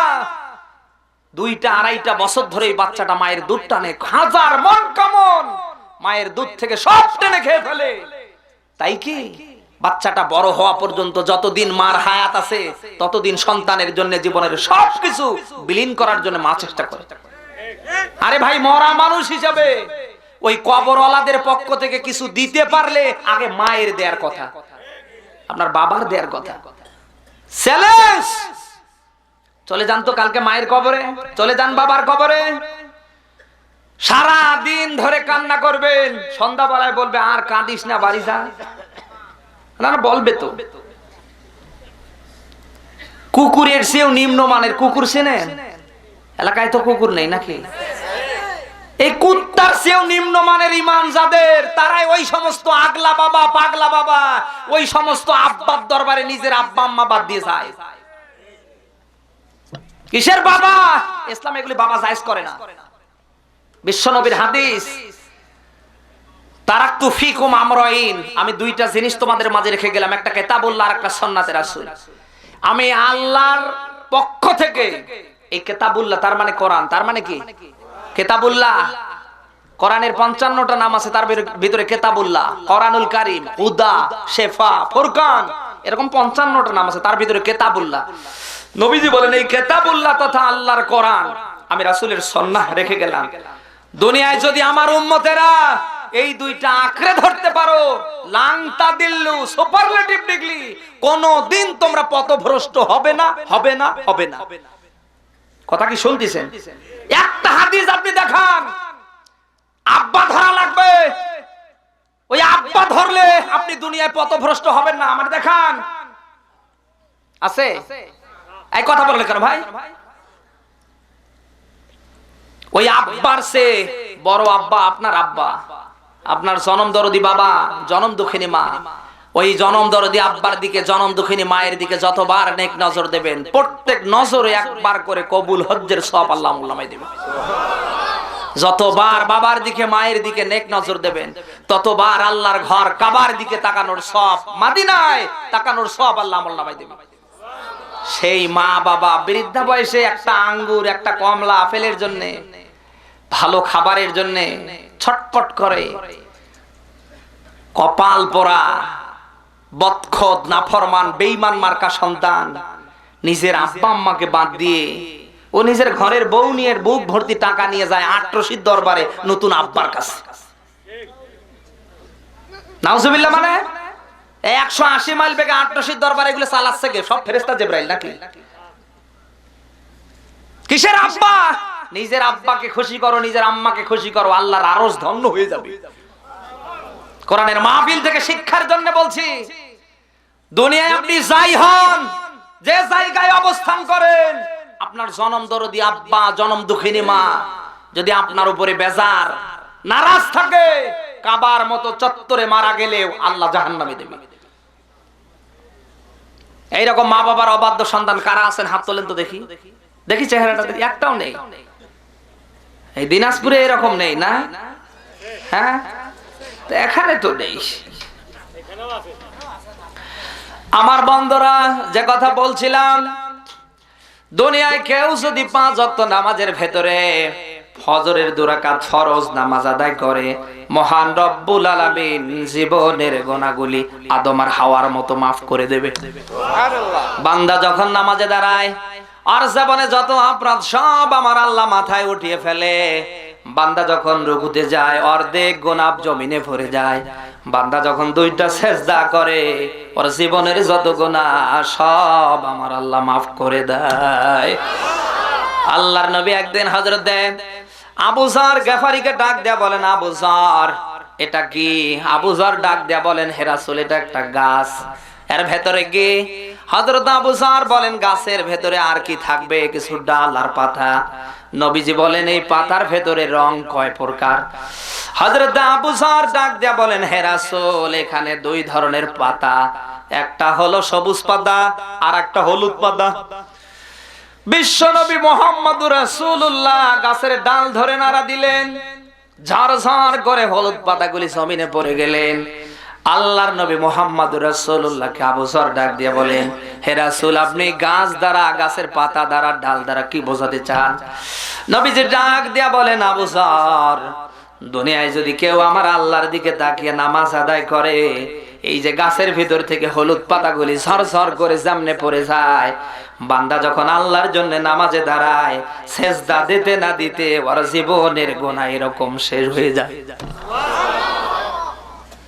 দুনিয়ায় যদি কেউ অপরাধ মুক্ত হতে চায়, নামাজ ছেড়ে দিয়ে না নামাজ নিয়ে? সবাই বলেন। 2 নম্বরে কেউ যদি জোহরের 4 রাকাত ফরজ নামাজ আদায় করে, এরপরে আসরের 4 রাকাত ফরজ নামাজ আদায় করে, মহান রব্বুল আলামিন বা তার ওই বান্দা বান্দির জন্য 8টা জান্নাতের দরজা খুলে দেবে। কেউ যদি মাগরিবের 3 রাকাত ফরজ এবং এশারের 4 রাকাত ফরজ নামাজ আদায় করে, মহান রব্বুল আলামিন 7টা জাহান্নামের দরজা আল্লাহ বন্ধ করে দেবে। প্রিয় দিনাজপুরবাসী, আমি আপনাদের মাঝে এখন জানতে চাই, ওই নামাজের দরকার আমাদের আছে না নেই? ওই নামাজের সম্পর্ক কার সাথে? বলেন। আদম থেকে নিয়ে বিশ্ব নবী মুহাম্মদুর রাসূলুল্লাহ পর্যন্ত নবীদের সাথে আমার আল্লাহর দিদার হয়েছে, সাক্ষাৎ হয়েছে বিভিন্ন কায়দায়, বিভিন্ন জায়গায়। হযরতে ইব্রাহিম নবীর মেরাজ হয়েছে, সাক্ষাৎ হয়েছে, দিদার হয়েছে আগুনের ভেতরে। ইউনূস নবীর মেরাজ হয়েছে মাছের পেটে। হযরতে আমাদের নবী মুহাম্মদ রাসূলুল্লাহ বিশ্ব নবী বলেন সাল্লাল্লাহু আলাইহি ওয়াসাল্লাম, হযরতে রাসূল কারীম সাল্লাল্লাহু আলাইহি ওয়াসাল্লামের মেরাজ হয়েছে আরশে আজিমে। আর আমরা সেই রাসূলের উম্মত, আমাদের মেরাজ হবে, দিদার হবে নামাজে। যতক্ষণ নামাজে দাঁড়িয়ে থাকবো ততক্ষণ আমাদের সাথে দিদার হবে কার? দুঃখের সাথে বলতে হয় আজ আমরা সেই নামাজের পক্ষে নেই। আমাদের পরিবারগুলিতে তাকিয়ে দেখেন, ওই নামাজ নেই বললেই চলে। আমরা নিজেরাও নামাজ পড়ি না, আমাদের পরিবারের আওতায় যারা আছে তারাও পড়ে না। কথা বলে। আজ নিজেরা যদি নামাজের দিকে আসতাম, নামাজকে আঁকড়ে ধরতাম, নামাজকে হেফাজত করতাম, পরিবারে যারা আছে ওদের জীবনে যদি নামাজ ধরিয়ে দিতাম, আমার তো মনে হয় বাংলার মাটিতে এমন কোন ঘর থেকে একটা বেনামাজি পাওয়া যেত না। আল্লাহ পাক বলেন, ওয়া আমুরু আহলাকা বিসসালাহ ওয়াস্তাবির আলাইহা লা নাসআলুকা রিজকা নাহনু নারযুকুকা ওয়াল আকিবাতুল লিত্তাকওয়া। বলেন আল্লাহু আকবার। সূরা তাহা কোন সূরা? বলেন বলেন। 132 নাম্বার আয়াতের অংশ এটা। আল্লাহ পাক বলেন, আমি তোমাদের হুকুম করছি, আমি আল্লাহ তোমাদের আদেশ করছি, তোমরা তোমাদের আহালদেরকে নামাজের তাগিদ দাও, আদেশ দাও। কথা কার? সবাই বলে। আমরা কি দেই? ওটা নিজেরা পড়ি না। আল্লাহ পাক বলেন অস্তাবিরু আলাইহা, এর উপর তোমরা অবিচল থাকো, অটুট থাকো। তার মানে পরিবারকে নামাজের আদেশ দিয়ে নিজে বিড়ি টানলে হবে না, নিজেও কথা কয় না। আয়াতের ব্যাখ্যা বোঝেন? আল্লাহ প্রথমে বললেন ওয়ামুর আহলাকা বিসসালাহ, তোমরা তোমাদের আহাল পরিবারদেরকে নামাজের আদেশ দাও, তাগিদ দাও। দিয়েই আল্লাহ শেষ করতে পারতেন, আল্লাহ শেষ করেনি। আল্লাহ দিয়েছে ওয়াস্তাবিরু আলাইহা, এর উপর নিজেও অবিচল থাকো। তার মানে নিজেও শুরু করে দাও। সুবহানাল্লাহ বলতে পারেন না? ওয়াল আকিবাতুল লিত্তাকওয়া, এর চেয়ে শুভ পরিণাম, ভালো পরিণাম আর কিছু হতে। ইয়া আইয়ুহাল্লাযীনা আমানু রকাউ ওয়াসজুদু ওয়া'বুদু রাব্বাকুম ওয়াফআলুল খায়র লাআল্লাকুম তুফলিহুন। দুনিয়ায় যদি তোমরা সফল হতে চাও, আমি আল্লাহর ইবাদত করো, আমার রুকু, আমার সিজদা, আমার ইবাদতের জন্য করো। পৃথিবীতে এর চেয়ে ভালো কাজ আর বলেন না কেন ভাই? আছে? কাকের মতো যদি কালো হন, আপনি যদি 5 ওয়াক্ত নামাজ পড়েন, অন্তত চেহারাটা উজ্জ্বল করে দেবে কে? আল্লাহ। আর এই নামাজের জন্য যারা 5 বার ওযু করবে, কিয়ামতের ময়দানে প্রত্যেকটা ওযুর জায়গা নূরে নূরান্বিত করে দেবে কে? আল্লাহ। বলেন। এই ওয়াজগুলো এই জন্যই করছি, গ্রামগঞ্জের মানুষ নামাজ নাই, কালাম নাই, দুনিয়া নিয়ে পাগল। ওই সিটার, আল্লাহ না করুক 10 দিন পরে যদি তোমার মৃত্যু হয়, আজ যে ধান্দায় আছো, কিসের বাড়ি, কিসের গাড়ি, কিসের বউ, কিসের ছেলে মেয়ে, কিসের ক্ষমতা, কিসের দাপট, চোখ বন্ধ হলে কেউ কারো না। এই কথা বললে কেন? বাড়ির জায়গায় বাড়ি পরে থাকবে, নারীর জায়গায় নারী পরে থাকবে, গাড়ির জায়গায় গাড়ি পরে থাকবে ছেলে মেয়ে। তার মানে সবাই চেষ্টায় থাকবে তাড়াতাড়ি কি করে একে কবর দেয়া যায়। কথা বললে কেন? কারণ আপনি দুনিয়ায় বেশিক্ষণ থাকলেই ভেজাল। আমি মারা গেলে আমার আত্মীয় স্বজন 15 দিন রাখবে নাকি? সমাজের মানুষ রাখতে দেবে? সবাই চেষ্টা করবে আর গুতাবে। এই সকাল 10টার দরকার নেই, সকাল 6টা 7টা 8টার মধ্যে মারো, কারণ ও রাখলে ভেজাল। কি নিয়ে যেতে পারবেন? হ্যাঁ, আপনি নামাজ পড়েন না, রমজান মাস আসলে রোজা রাখা বাদ দিয়ে বিড়ি টানেন। আজ আপনি মুসলমানের সন্তান যা করছেন, আমি তো কোরআন হাদিসের চশমা লাগিয়ে দেখতে পাচ্ছি। আল্লাহ জাহান্নামে দিবে কি করে? আপনি তো চোরেই বসে আছেন। কি নিয়ে যেতে পারবেন? পূর্বের দিকে তাকান, পূর্বের দিকে তাকান। আপনার পরিবার থেকে, আপনার আত্মীয় স্বজনের ভিতর থেকে, পিতৃ মাতৃকুল থেকে যারা কবরে গিয়েছে, কি নিয়ে গিয়েছে? এই বলেন না কেন ভাই? আর আপনি কি নিয়ে যাবেন? মানে গোটা দুনিয়া নিয়ে যাবেন নাকি? ওই চিন্তা চেতনা যদি আজ আমাদের থাকতো, আমি আইসি একা যাইবো একা, আসার সময় কিচ্ছু নিয়ে আসতে পারিনি, যাবার বেলাও আমি কিছুই নিয়ে যাব না। কিসের অহংকার আমার, কিসের দাপট, কিসের ক্ষমতা, কিসের জুলুম, কিসের অত্যাচার। একটা মানুষ যদি মৃত্যুর জন্য তৈরি হয়, পৃথিবীতে এই কাজগুলোর সাথে সে জড়িত থাকতে পারবে? কথা বলে না কেন? দুনিয়ার সব জিনিসের গ্যারান্টি ওয়ারেন্টি আছে, কিন্তু আমাদের কোনো ওয়ারেন্টি গ্যারান্টি, এই মৃত্যুর কোনো গ্যারান্টি আছে? এখানে আলোচনা করতে করতে আমার মতো কত বক্তা মারা গিয়েছে লাঞ্চ পেটে। এখানে শেষ পর্যন্ত আমি আলোচনা করতে পারবো, ইনি উনি আপনারা শেষ পর্যন্ত আলোচনা শুনে বাড়িতে বউয়ের হাতে রান্না খেতে পারবেন, কোনো গ্যারান্টি নাই।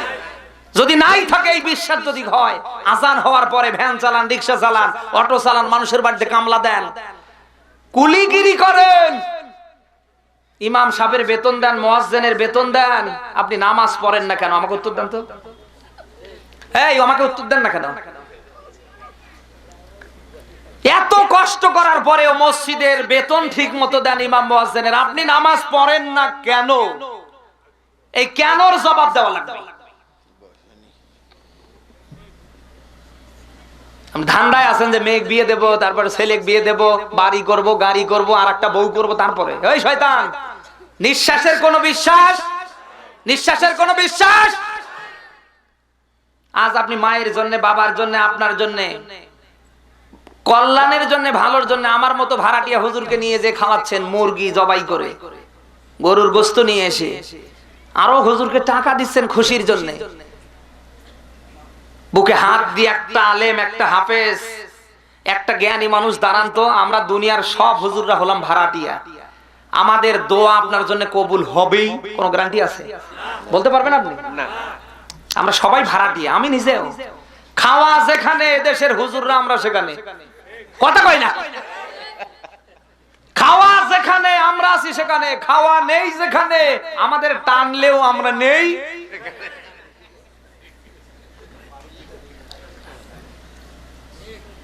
কালকে নিয়ে যান তো এক জায়গায় আপনার মসজিদের ইমামকে, ক্ষণিক সময়ের জন্য ঘুরে ফেরত দেবেন, একটা পান পর্যন্ত খেলাবেন না। 7 দিনের মাথায় আবার নিয়ে যাবেন, আবার আরেকদিন নিয়ে যাবেন, তারপরের দিন আপনি বলবেন, তখন বলবে ভাই আমার পায়ে ব্যথা, অথচ ব্যথাটা তো কিচ্ছু না। কারণ কি জানেন? ও যে 3 দিন গিয়েছে, পান পর্যন্ত পায়নি, চা পর্যন্ত পায়নি। বরং আরো ইমাম সাহেব মসজিদে বলবে ভাই অমুকের আক্কেল নাই, ওর বিবেক নাই। কেন? এই 3-4 কিলোমিটার দূরে হেঁটে গিয়ে ওর মায়ের কবর জিয়ারা করলাম, আর শালা চা পর্যন্ত খাওয়ালো না। তার মানে বোঝা গেল তামাম দুনিয়ার হুজুররা খাওয়ার পাগল, খাওয়া যেখানে আর আমরা আছি। আমি নিজেও বাদ নেই, টাকা পেয়েছি এসেছি, যাবার বেলায় টাকা কম দিলে ও সাথে আর এদিকে দাওয়াত নিব না। আমি যে একেবারে মানে আপনার ওই দুধের মতো সাদা, আমি ওরকম না। তাহলে আমরা হুজুররা সবাই এখন, আমি আপনাদের বিবেকের কাছে প্রশ্ন ছাড়তে চাই, আমাকে দুনিয়ার অন্যান্য হুজুরদেরকে খাওয়ায় আপনার মায়ের জন্য, বাবার জন্য, আপনার বিপদ আপদ মুসিবত দূর করার জন্য আপনি যা করছেন 180 মাইল বেগে, আপনি কিচ্ছু মানেন না। হুজুর খাওয়াতে পারলেই আপনি মনে করেন যে আমার 14 গোষ্ঠী জান্নাতে গেছে। আমি আপনাদের মাঝে জানতে চাই, আপনার মসজিদের ইমাম আর মুয়াজ্জিন কয়দিন অনুষ্ঠান করে আপনাকে খাওয়াইছে আমাকে বলেন? আমি তো বুঝ পড়ার পর থেকে দেখেছি, আমার বাবাও তো একজন মসজিদের দায়িত্বশীল। আমার বাবা দাওয়াত খেয়ে থাকতে পারে না। আমার বাবাকে আমি বলি, বাবা তুমি কয়দিন মানুষকে খাওয়াও? আমার বাবা আমারে বলে, শোনো, মানুষ যদি জানতো আমারেও কোনোদিন দাওয়াত দিয়ে খাওয়াতো না। মানুষ যদি জানতো হবে কারটা কবুল আর নিচ্ছে কার দ্বারা, মানুষ যদি জানতো তারা খেয়ে দিয়ে আল্লাহর কাছে যদি দোয়া করে, সেজদায় যদি পড়ে যায়, ওই আল্লাহকে যদি ডাক দেয়, তারা ডাক দিতে দেরি করবে, আল্লাহ কবুল করতে দেরি করবে না। যে টাকা হুজুরকে দেন, যে খাওয়া হুজুরকে খাওয়ান, নিজে খান, নামাজে দাঁড়ান, সেজদায় পড়ে যান, ফজরের নামাজের পরে কিচ্ছু যদি না জানেন, সূরা ফাতিহা একবার পড়েন, পারলে আরো 2 বার পড়েন, সূরা ইখলাস পড়েন, আল্লাহর কাছে হাত তুলে বলেন, আল্লাহ আমার মা নেই, আমার বাবা নেই, তুমি মাফ করে দাও। দোয়া তো কবুল আপনার করবে। এই আমার দোয়া কবুল হবে? আপনি মনে করেন যে ইমাম সাহেব আমাদের কত ভালো, আমাদের অনুষ্ঠান বাড়িতে এসে আমার মায়ের জন্য কাঁদে, ও কাদা, ও টাকা খাওয়া, কথা কয় না, অভিনয় ছাড়া কিচ্ছু না। এই তোর মায়ের জন্য, বাবার জন্য, তোর জন্য আমার চোখের পানি বের হবে কেন? আমার তো চোখের পানি বের হবে আমার মা বাবার জন্য। কথা বলেন। এই মুহূর্তে যদি ফোনে মেসেজ আসে তোমার মা অসুস্থ, কিসের ওয়াজ, কিসের কি? আমার মায়ের জন্য আমার যতটুকু ভালোবাসা জাগ্রত হবে, মায়ের জন্য, মায়ের অসুস্থতার কথা শুনে আমি সন্তান হিসাবে যতটুকু কষ্ট পাবো, পৃথিবীর সব মানুষ এক জায়গায় দাঁড়ালেও আমি যতটুকু মায়ের জন্য, বাবার জন্য কষ্ট পাবো, তারা পাবে না। বুঝেন না আপনি? সব ধান্দামো ছেড়ে দেন, সব ছেড়ে দেন। আপনাকে আমি আজকের এই মাহফিল থেকে ডাকছি, সময় সামনে কার কয়েকদিন আছে আমি জানি না। মরার আগে যদি আলিফের মতো সোজা হতে না পারেন, তামাম দুনিয়ার হুজুররা খেয়ে দিয়ে দোয়া করবে, কোনো লাভ নেই। ফেরেশতারা গুঁতো দিয়ে জাহান্নামে দেবে। আপনি যদি ওই গুঁতো খেতে না চান, আসেন আল্লাহর দিকে, আল্লাহর ইসলামের দিকে আসেন, আমার আল্লাহর দিকে। খারাপই ছেড়ে দেন, ভালোটা গ্রহণ করেন। আশা করা যায় মরার সাথে সাথে আল্লাহ জান্নাতের মেহমান হিসেবে কবুল করে নেবে। আমাদের দরকার আছে তো নাকি? কোরআন শরীফের সূরা মুমিন কোন সূরা? বলেন বলেন বলেন। আল্লাহ তাআলা 60 নম্বর আয়াতে সুন্দর করে তথ্য দিয়েছেন, অকালা রাব্বুকুম উদউনি আস্তাজিব লাকুম। আল্লাহ বলেন, বান্দা তুমি আমাকে ডাকো, আমি আল্লাহ তোমার ডাকে সাড়া দিব। এই কথা কার? কার? তার মানে আমাদের ডাকার জন্য আহ্বান করছে কে? সূরা মাইদার ৭৪ নম্বর আয়াত এটা। আল্লাহ বলেন, আফালা ইয়াতুবুনা ইলাল্লাহ ওয়া ইয়াস্তাগফিরুনা। ও বান্দা, আমার দিকে কি ফিরে আসবা না? অপরাধ করা ছেড়ে দিবা না? গুনাহ করা বাদ দিবা না? নামাজ কি ধরবা না? আল্লাহ তার দিকে ডাকছে। কার দিকে? না বোঝা যায়নি। এই ডাকছে কে? ওই আল্লাহ বলছে, আফালা ইয়াতুবুনা ইলাল্লাহ, তোমরা কি আমি আল্লাহর দিকে ফিরে আসবা না? খারাপি ছেড়ে দিবা না? ভালো কাজ করবা না? ওয়ায়াস্তাগফিরুনা, তোমাদের কি আমি আল্লাহ ক্ষমা করব না? সুবহানাল্লাহ বলতে পারেন না? এই হাতছানি দিয়ে ডাকছে কে? আমার ভাইরা, আয়াতের ব্যাখ্যা হাদিস এসেছে। হযরত আবু হুরায়রা হাদিসটি বর্ণনা করেন, বুখারী মুসলিমের হাদিস। রাতের এক তৃতীয়াংশে আমার আল্লাহ প্রতিদিন প্রথম আসমানে নেমে আসে। আমার আল্লাহ ডাক দিয়া বলেন, ও আমার আদরের বান্দা বান্দি কারা কোথায়? আমি আল্লাহর কাছে সাহায্য চাও, বিপদ থেকে মুক্তি চাও, আমি আল্লাহ তোমাকে বিপদ দূর করে তোমাকে সাহায্য করব। কে আছো? আমি আল্লাহর কাছে ক্ষমা চাওয়ার। জীবনে যত অপরাধ করে ফেলেছো, আমি আল্লাহর কাছে ক্ষমা চাও, আমি আল্লাহ সব অপরাধ মাফ করে দেব। প্রতিদিন ডাক দেয় কে? সবাই বলেন। দুঃখের সাথে বলতে হয়, ওই ডাকে আমরা সাড়া দিতে পারছি না। আমার ভাইরা, এই কি হচ্ছে? শেষ করে দেই নাকি ভাই? এই চাচা বসেন না কেন? যুবক মানুষ যদি এই অবস্থা হয়, এদের বাড়ি হলে আছে কি করে গো? আপনি তো বসলেন এখন, আবার ওই লোক উঠছে। শেষ করে দেব নাকি? না এই এলাকায় কেচ্ছা শোনার পাগল নাকি? বাবার কাহিনী ধরবো? ও কাহিনী বলার বক্তা আমি না। ওগুলো কাহিনী শুনতে গেলে গোলাম রব্বানীকে দাওয়াত দেন। এখন তোফাজ্জলের পরে সে ফার্স্ট। মমতাজের গান, বিভিন্ন তসলিমা নাসরিনের গান টান দিয়ে একেবারে জনগণকে খেবে। আরে ভাই, ওগুলো বলে লাভ আছে আমার? তাহলে প্রতিদিন আমাদের ক্ষমা করার জন্য, আমাদের সাহায্য করার জন্য ডাক দিচ্ছে কে? বলেন। আমরা যদি সেই আল্লাহর দিকে ডাকে আমরা সাড়া দিতাম, আমাদেরকে সাহায্য করতো কে? আল্লাহ তাআলা বলেন, আলাইসাল্লাহু বিকাফিন আবদা। ও বান্দা, আমি কি তোমার জন্য যথেষ্ট না? আমাদের জন্য যথেষ্ট কে? বলেন। কেউ যদি আল্লাহর জন্য হয়ে যায়, তামাম দুনিয়ায় আল্লাহ তার জন্য হয়ে যাবে। আমরা কি আল্লাহর জন্য হতে পেরেছি? বুখারীর হাদিস, আল্লাহর নবী দিয়েছে, দুনিয়ায় কেউ যখন কোনো খারাপি কাজ ছেড়ে দেয়, এখন বুঝতে পেরেছে আমার দ্বারা দুনিয়ায় যা হয়েছে, এই অবস্থায় যদি মালাকুল মাউত আসে আমাকে ধাক্কা মেরে ফালিয়ে দেয়, আর এই অবস্থায় যদি আমি কবর পর্যন্ত চলে যাই, আমার কি হবে? আমার কি হবে?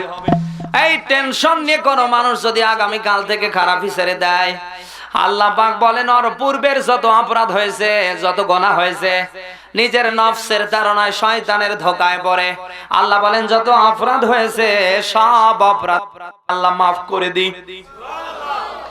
শুধু অপরাধ আল্লাহ মাফ করেই শেষ করে না, পূর্বের যত অপরাধ আছে সব আমার আল্লাহ নেকি করে দেয়। দুনিয়ায় যদি কারো নামে মামলা হয়, আপনি দুনিয়ায় না থাকলেও কেউ যদি আপনার সন্তান, আপনার পরিবারের নিকট বলে, তোর আব্বা এরকম সিটার ছিল, তোর আব্বা এইরকম বাটপার ছিল, তোর আব্বার এইরকম মামলা ছিল, আমরা কম করে বলতে পারি তোর আব্বার ব্যাপারে 8 থেকে 10 বার পুলিশ থানায় ধরে নিয়ে চালান দিয়েছে। এখন আপনার পরিবারের অধীনস্থ যারা আছে তারা যদি ব্যাপারটা না মানে, তারা যদি থানায় যায়, কোর্টে যায়, কিছু টাকা পয়সা দিলে পরে মামলা হয়েছিল কিনা, ওই লোকটা জেল খেটেছিল কিনা, এই রিপোর্ট পাওয়া যাবে কিনা? বলে না কেন? আমার ভাইরা, সূর্য যতদিন উঠবে আর ডুববে, কিয়ামতের আগ পর্যন্ত ওই ভলিউম বইগুলো থাকবে কি থাকবে না? কিন্তু দুনিয়ায় হাজারো অপরাধ করার পরে, হাজারো অপরাধের ভেতরে থাকার পরে, যখন মানুষ অপরাধকে লাথি মেরে নিজের ভুলটাকে ধরতে পেরে বুঝতে পারে, একটা মানুষ যখন আমার আল্লাহর দিকে ফিরে আসে, ওর অপরাধ আমার আল্লাহ রাখে না, সব ওগুলি নেকি করে দেয়। এই জন্য অপরাধ করা আমাদের কাজ, আর অপরাধ ক্ষমা করা। বলেন, অপরাধ করতে আমরা ভালোবাসি, আর আল্লাহ অপরাধ ক্ষমা করতে ভালোবাসে। ও বাংলার মানুষ, আমার আল্লাহ তাআলা আপনাকে মাফ করে আপনাকে জান্নাতে দেবে, টার্গেট হলো আল্লাহর। কারণ 99 ভাগ মহব্বত আছে কার হাতে? সবাই বলে না কেন? ওই 99 ভাগ মহব্বত আমার আল্লাহ তার হাতে রেখে সব সময় আমার আপনার দিকে তাকিয়ে আছে, আমার বান্দা কখন কোন সময় আমি আল্লাহর দিকে ফিরে আসবে। যখন বান্দা ফিরে আসে, তামাম দুনিয়ার সব সৃষ্টি কুলের চেয়ে বেশি খুশি হয় কে? সবাই বলেন, আল্লাহ যে আপনাকে বান্দা হিসাবে মাফ করবে, আর আল্লাহ যদি মাফ করে আপনাকে জান্নাত দেবে, তার বাস্তব প্রমাণ কি বলবো? জাহান্নাম আর জান্নাত আল্লাহ বানিয়েছে। এই জান্নাত আর জাহান্নাম বানানোর পিছনে কারণ আছে না নেই? বলেন না কেন? বলেন, জাহান্নাম বানিয়েছে আপনাকে শাস্তি দেবে, এটা আসলে আল্লাহর টার্গেট না। জান্নাত বানিয়েছে ওখানে আপনি আনন্দ করবেন, আল্লাহর বান্দা হিসাবে ওই জায়গায় আপনি শান্তি ভোগ করবেন। এই টার্গেট কার? সবাই বলেন। বুখারী মুসলিমের একটা হাদিস বলছি। বানি ইসরাইলের জামানায় এক যুবক 99টা মানুষ মারার পরে লোকটা তরবারি নিয়ে এবার সামনের দিকে মাথা নিচু করে যাচ্ছে, আর মনের ভিতরে বারবার জাগ্রত করছে, আমি কি করছি? একটা নয়, দুইটা নয়, 99টা মানুষ খুন করার পরে আমার আর শরীর জ্বলে না। এই অবস্থায় না হয় আমি যদি কোনো সময় মারা যাই, আমার কি হবে? লোকটা তার চিন্তা চেতনাকে সামনের দিকে জাগ্রত করে সামনের দিকে যাচ্ছে, কোথায় গেলে পরে আমি ভালো হতে পারি।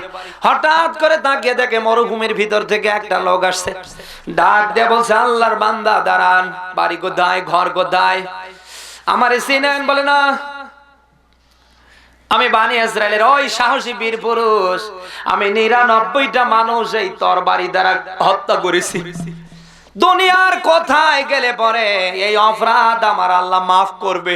আমি এখন ভালো হতে চাই। মরুভূমিতে হঠাৎ করে যে লোকটা আসছিলেন, ওই লোকটা তার চেহারার দিকে, তার মোষের দিকে, মাথার চুলের দিকে, পেটের দিকে, তরবারির দিকে তাকিয়ে বলে, তোমাকে আল্লাহ কোনোদিনও মাফ করে না, করবে না। এবার বানি ইসরাইলের এই 99টা মানুষ খুন করা যুবক চিন্তা ভাবনা করে দেখেছে, আমাকে আল্লাহ যদি দুনিয়ায় ক্ষমা নাই করে, আমি যদি ক্ষমা নাই পাই, তাহলে তোমাকে আর রেখে লাভ কি? ও তরবারি দিয়ে ওকে দু টুকরো করে ফেলেছে, রক্তাক্ত তরবারি নিয়ে। এই কি হচ্ছে? বসো, মাইক চলে না এমনি। আবার রক্তাক্ত তরবারি নিয়ে লোকটা আবার সামনের দিকে মনক্ষুণ্ণরত অবস্থায় যাচ্ছে। আমার তো দুনিয়ায় মনে হয় আর ভালো হওয়ার সুযোগ নেই। হঠাৎ করে আবার আর একজন বান্দা এসে হাজির, ডাক দেয়া বলেন, আল্লাহর বান্দা, আমি দুনিয়ায় ভালো হতে চাই, কোথায় গেলে পরে ভালো হতে পারবো? লোকটা তার চেহারার দিকে যখন তরবারির দিকে নজর দিয়েই ফেলেছে, লোকটার ভেতরে ভয় এসে গেছে, না জানি কি বলি আর কি করে। ডাক দিয়ে বলছে, আল্লাহর বান্দা, সামনে একটা গ্রাম আছে, ওই জায়গায় যেতে পারলে, ওই জায়গায় একজন আল্লাহওয়ালা আছে, গেলে পরে আশা করা যায় তোমাকে আল্লাহ মাফ করবে। সুবহানাল্লাহ বলতে পারেন না? মনের আনন্দে নিয়ে 100 খুনের বোঝা মাথায় নিয়ে, এই কি রে, এই কি, এই খুচরা পয়সার দল, এই বস।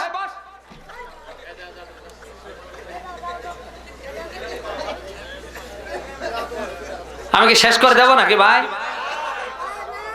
লোকটা মনে বড় আনন্দ নিয়ে যখন সামনের দিকে যাচ্ছিলেন, আল্লাহর ইশারা ইঙ্গিতে মালাকুল মাউত আজরাইল ফেরেশতা এসে লোকটার জান কবজ করে ফেলেছে। এদিকে 100 খুনের বোঝা জাহান্নামের ফেরেশতারা দূরত্ব মাপছে তার লাশ থেকে, এদিকে জান্নাতের ফেরেশতা দূরত্ব মাপছে তার লাশ থেকে। লোকটা এতটুকুন ভালো হওয়ার নিয়তে সামনের দিকে পা বাড়ানোর কারণে জান্নাতটা আল্লাহ তার কাছাকাছি এনে দিয়েছে। সুবহানাল্লাহ। এই হাদিস থেকে বোঝা যায় আল্লাহ তাকিয়ে আছে তার বান্দাকে ক্ষমা করার জন্য। যেভাবেই যে কোনো কায়দায় বান্দা যদি অপরাধ থেকে ফিরে আসতে পারে, ওকে ক্ষমা করবে কে? বলেন। আল্লাহ চায় এটা, আমরা কি চাই? বলেন না কেন? সূরা আলে ইমরানের 133 নম্বর আয়াত এটা, ওয়াসারিউ ইলা মাগফিরাতিম মির রাব্বিকুম ওয়া জান্নাতিন আরদুহাস সামাওয়াতু ওয়াল আরদ উইদ্দাত লিল মুত্তাকিন। শব্দের দিকে খেয়াল করেন। আল্লাহ বলেন দৌড়াও ইলা মাগফিরা, আমি আল্লাহর ক্ষমার দিকে। এই কথা কার? বলেন বলেন। ওয়াসারিউ ইলা মাগফিরাতিম মির রাব্বিকুম, আমি রব হিসাবে তোমাদের বলছি আমি আল্লাহর ক্ষমার দিকে দৌড়াও। তার মানে এই আয়াত থেকে বোঝা যায় ক্ষমা করার জন্য বসে আছে কে? বলেন।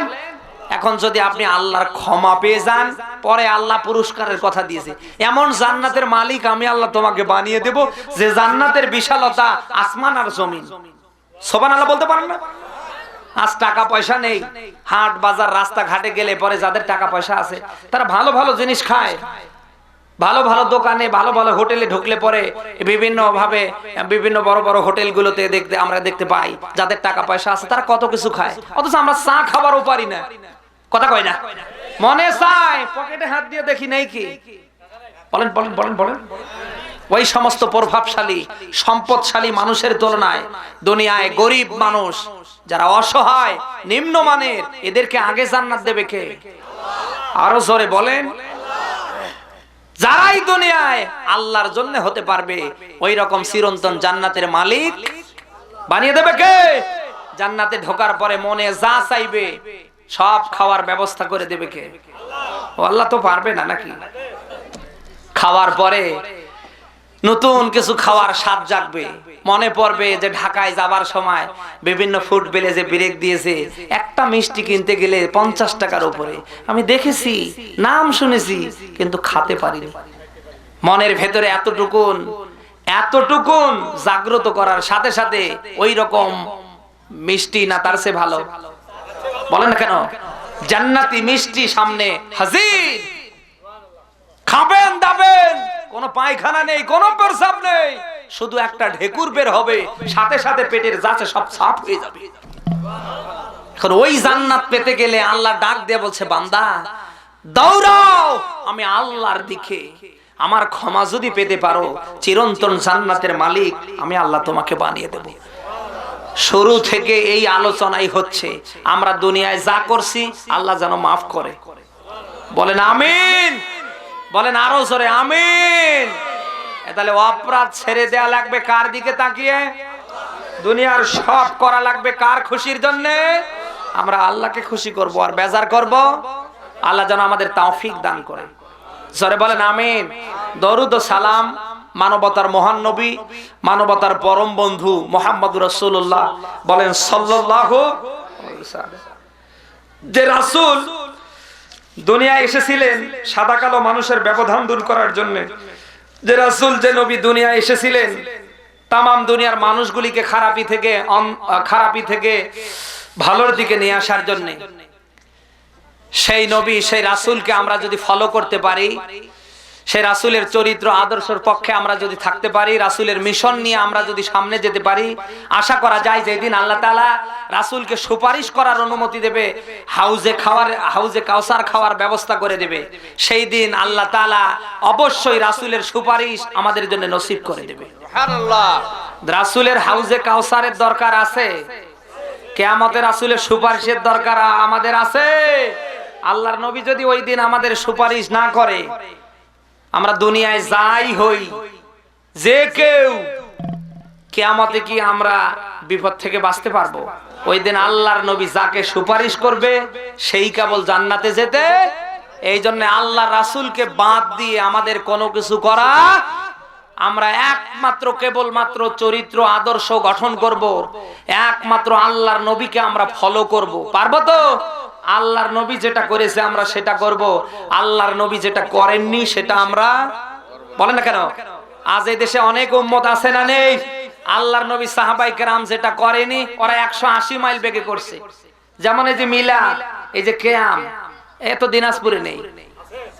হ্যাঁ, একটা হাদিস আমারে দেখান তো, যে আল্লাহর নবী এবং সাহাবায়ে কেরাম এমনকি খোলাফায়ে রাশিদিন তাবেঈন পর্যন্ত এই মিলাদ কিয়াম করেছে। আজকে জেলাপি কোরমা খাওয়া যতক্ষণ আপনার মিলাদ আর ইয়া নবী সালাম আলাইকা ততক্ষণ। মা আতাকুমুর রাসূল ফাখুযুহু ওয়া মা নাহাকুম আনহু ফান্তাহু। সূরা হাশরের 7 নম্বর আয়াত এটা। আল্লাহ বলেন আমার রাসূল যেটা নিয়ে এসেছে তা গ্রহণ করো, আমার রাসূল যেটা ছেড়ে দিয়েছে বর্জন করেছে তা তোমরা বর্জন করো। সুবহানাল্লাহ বলতে পারেন না?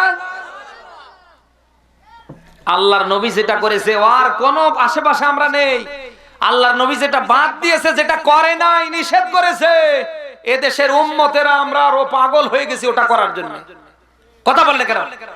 দুনিয়ায় কেউ যদি আল্লাহর নবী যা করেছে, আল্লাহর নবীর দেখানো পথে, সাহাবায়ে কেরামের দেখানো পথে কেউ যদি কারো জীবন চালাতে না পারে, ও যদি নিজে নিজে মনে করে যে না এগুলির নাম ইসলাম, ওকে জাহান্নামে আল্লাহ জান্নাতে দেবে?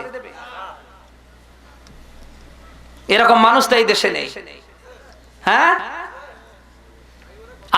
আজকে বিদআত আর সুন্নাত, আমরা যদি জানতাম যে বিদআত কি আর সুন্নাত কি, অন্তত যারা বিদআতের পক্ষে, যারা শিরকের পক্ষে, আমরা তাদের বিরুদ্ধে রুখে দাঁড়াতাম।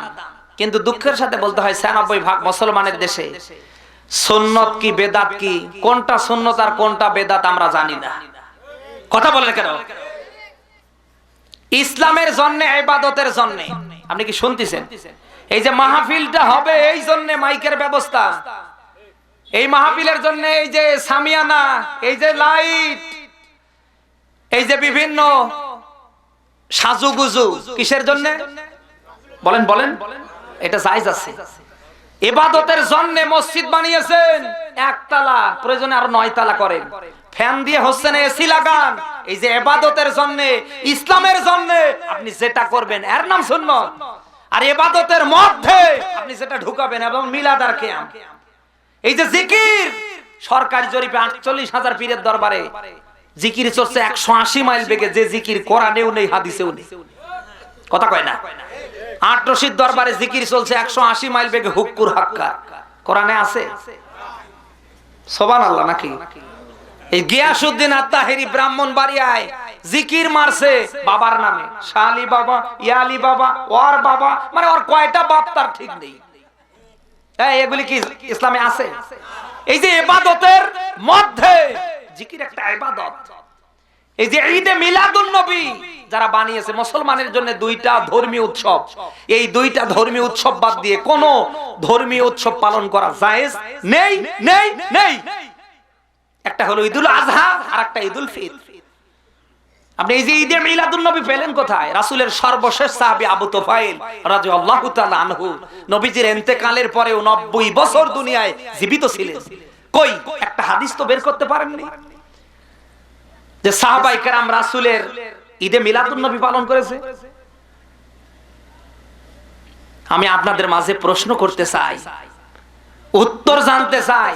তাম দুনিয়ার আমরা ইমানদাররা জীবনে যত ভালো আমল করেছি, বিশ্বনবী মুহাম্মদ রাসূলুল্লাহর একজন সাহাবায়ে কেরামের আমরা একটা লোমের সমান হতে পারবো? বলেন না কেন ভাই? তার সাহাবায়ে কেরাম যেটা করেনি, তাবেঈন যেটা করেনি, আল্লাহর নবী যেটা করেনি, আমরা কি করছি? মনে রাখবেন, ইসলাম যেটা সাপোর্ট করে না ওটা করলে কোনো সওয়াব না, বরং গুনাহ। কথা বলেন কেন? আর বিদআত যারা করবে, বেদাতকারীর ঠিকানা জান্নাত না জাহান্নাম? শিরক যারা করবে এদের ঠিকানা জান্নাত না জাহান্নাম? এই জন্য ইবাদতের জন্য যেটা হবে, ইসলামের জন্য যেটা হবে এর নাম সুন্নাত। আর ইবাদতের মধ্যে যেটাই নতুন করে যোগ করবেন, ইবাদতের মধ্য থেকে যেটাই বাদ দেবেন, ইসলাম ধর্মে যেটা আছে, কোরআনে যেটা আছে, আপনি কমাতেও পারবেন না, বাড়াতেও পারবেন না। কথা বলেন না কেন? আর যদি এই দেশে ৯৬% মুসলমানের দেশে আমরা সুন্নাত আর বেদাত বুঝতাম, আমার তো মনে হয় এই দেশে যারা বেদাত আর শিরকের সাথে জড়িত, আমরা তাদেরকে যে করেই হোক সমাজ থেকে বয়কট করতাম। এই দেশে তো নেই। এজন্য আপনার আমার জীবনটা সাজা লাগবে, আপনার আমার চরিত্র আদর্শ ঠিক করা লাগবে। বিশ্বনবী মুহাম্মদুর রাসূলুল্লাহর চরিত্র আর বলেন না কেন ভাই? কোরআনে কারীমের সূরা বানী ইসরাঈলের ৭১ নম্বর আয়াতে এটা আল্লাহ বলেন, ইয়াওমা নাদউ কুল্লা উনাসিম বিইমামিহিম। সেদিন প্রত্যেক নেতাকে আল্লাহ ডাকবে তার দলবল সহকারে। আমরা দুনিয়ায় যে নেতার পেছনে স্লোগান দিচ্ছি, এ কি নেতা? এই নেতার চরিত্র আদর্শ রাসূলের চরিত্র আদর্শের সাথে মিল আছে? আমরা এমন নেতার পিছনে আছি, এমন নেতার পিছনে আমরা স্লোগান দিই যে নেতার দিকে তাকিয়ে কুকুর হাসে। এরকম নেতা তো এই দেশে নেই। ৭ দিনের মাঝে জুমার নামাজও নেই, দাড়ি তো নেই, নমো নমো কথা কয় না। ও যা করছে সব ইসলামের বিরুদ্ধে, কোরআনের বিরুদ্ধে, আলেমদের বিরুদ্ধে। এরকম নেতাই দেশে নেই। আমার আল্লাহ বলছেন, কিয়ামতের ময়দান যেদিন কায়েম হবে, সেদিন আমি প্রত্যেক নেতাকে তার দল বল সহকারে ডাকবো। আপনি দুনিয়ায় নেতা বানাবেন তাকে যে নেতার চরিত্র আদর্শের সাথে বিশ্বনবী মুহাম্মদুর রাসূলুল্লাহর চরিত্র আদর্শের মিল আছে। আর ওই নমো নমো নেতা, ওই নেতাও জাহান্নামে যাবে, আপনাকেও গুঁতো দিয়ে আল্লাহ জাহান্নামে দেবে। বাজার থেকে একটা কালকে ছাগল কিনতে যান তো, ৫-১০ হাজার টাকা দিয়ে ছাগল কিনবেন, দড়ি ধরে টানবেন বাড়িতে নিয়ে আসার জন্য। ও তো আরো আসেই না, আরো ব্রেক দেয়। কারণ কি? টাকা তো কম নেই। কেন আসতে চায় না? ও কারণ টেস্ট করে দুইটা। কয়টা? ১ নাম্বার চিন্তা করে মালিক আমারে নিয়ে যে জবাই করে খাবে না আমার দ্বারা বংশ বাড়াবে, এই জন্য আপনার দিকে তাকায়। কথা কয় না? একটা ছাগল যারে তারে সাথে আসতে চায় না। আর আপনি আশরাফুল মাখলুকাত, সৃষ্টির সেরা, শুধুমাত্র কেবলমাত্র একমাত্র কোনটা ভালো আর কোনটা মন্দ বোঝার মতো জ্ঞান আল্লাহ আপনাকে দিয়েছে। এজন্য বিচার হবে মানুষের। আপনি ১ প্যাকেট বিড়ি, লাল পানি, ৫০০ টাকা দুনিয়ার সামান্য একটু স্বার্থের কারণে এমন সিটার বাটপারকে আপনি নেতা হিসাবে সমাজে আপনি স্বীকৃতি দিয়ে তার পেছনে আল্লাহ আল্লাহ জিকির করছেন। খোদার কসম, নেতাও জাহান্নামে যাবে, আপনিও যাবেন। আপনি কি শুনলেন? এই জন্য ওই নেতাকে, এই ভাই কি আমি কি এগুলাই করব না ওয়াজ করব? বসো, পাগলের গোষ্ঠী কোথাকার। এই জন্য আমাদের নেতা নির্বাচন করা লাগবে কার দিকে তাকিয়ে? যে নেতার জীবনে কোরআন থাকবে, ইসলাম থাকবে, যে নেতা কোরআনের পক্ষে, ইসলামের পক্ষে, আলেমদের পক্ষে থাকবে, ওই নেতার পেছনে আমাদের স্লোগান দিতে হবে। কারণ এই নেতা জান্নাতে গেলে আমাদেরও জান্নাতে যাওয়ার আশা আছে। কথা কয় না? ও নেতা না যে নেতা ইসলামের বিরুদ্ধে, আলেমদের বিরুদ্ধে, কোরআনের বিরুদ্ধে, যে নেতা সব সময় দেশ থেকে ইসলাম বিতাড়িত করতে চায়, ও নেতা না, ওটা নেতা নামের শয়তান। ওই রকম নেতা যদি নিজের জন্ম দেয়া বাবাও হয়, রক্তের সম্পর্কিত ভাইও হয়, ওটা ভাই না, বাবা না, ওটা আমার আপনার জানের দুশমন। ওই রকম নেতার পেছনে কারা আছেন হাত তোলেন তো। আরে ভাই, দাড়ি টুপি দেখলে মনে হয় জান্নাত থেকে পালিয়ে এসেছি। এমন এমন নেতার পেছনে ব্যাগ ধরে বেড়ায়, বাহবা দেয়, যার দিকে তাকিয়ে কম করে দিনে 50 বারের উপরে শয়তান মুস্কি মুস্কি হাসে। কথা কয় না? বলছে তোরা যদি আর কিছুদিন এভাবে চেয়ারে থাকিস ৭১ লাগবে না রে, তার আগে এদেশ থেকে ইসলাম বিদায় হয়ে আসমানে চলে যাবে। কথা কয় না? এরকম মানুষ নেই? নামাজ, রোজা, হজ, যাকাত, দাড়ি টুপি দেখলে মানে জান্নাত থেকে পালিয়ে এসেছি। আমরা আলেমরা পার্লামেন্টে যাব, দেশের প্রধানমন্ত্রী হব, কোরআনের সমাজ রাষ্ট্র গঠন করব, এদেশ থেকে সব চোর সিটার বাটপারদেরকে আমরা ছাঁটাই করব। মদিনার পরে নতুন একটা মদিনা বাংলার মাটিতে আমরা জাগ্রত করব। এই পক্ষে আমরা আলেমরা ডাক দিই। ওই সমস্ত কিছু সিটার বাটপার নামাজ রোজা হজ যাকাত দান সদকা নিয়ে আরো আমাদের বিরুদ্ধে বলে, ওই তোরা কেন ওই জায়গায় যেতে চাস? আজান হলে নামাজ পড়বি, তোরা আজান দিবি, খাবি, মানুষ মরলে জানাজা দিবি, 3 দিন 7 দিন মরার আগ পর্যন্ত দাওয়াত খাবি, তোরা কেন ওই জায়গায় যাস? কথা কয় না? আরো আরো দাঁত গুতায় আর পান খায়। ওই আলেমদের দোষ না থাকলে কি আল্লামা সাইদের মতো মানুষ ওই জায়গায় যায়? ওটা টাটকা শয়তান। ওকে নিয়ে যা কালকে হাসপাতালে তুলবেন, রক্ত পরীক্ষা করবেন, অন্তত এই মুহূর্তে কোনো মুসলমানের রক্ত আর ভেতরে নেই।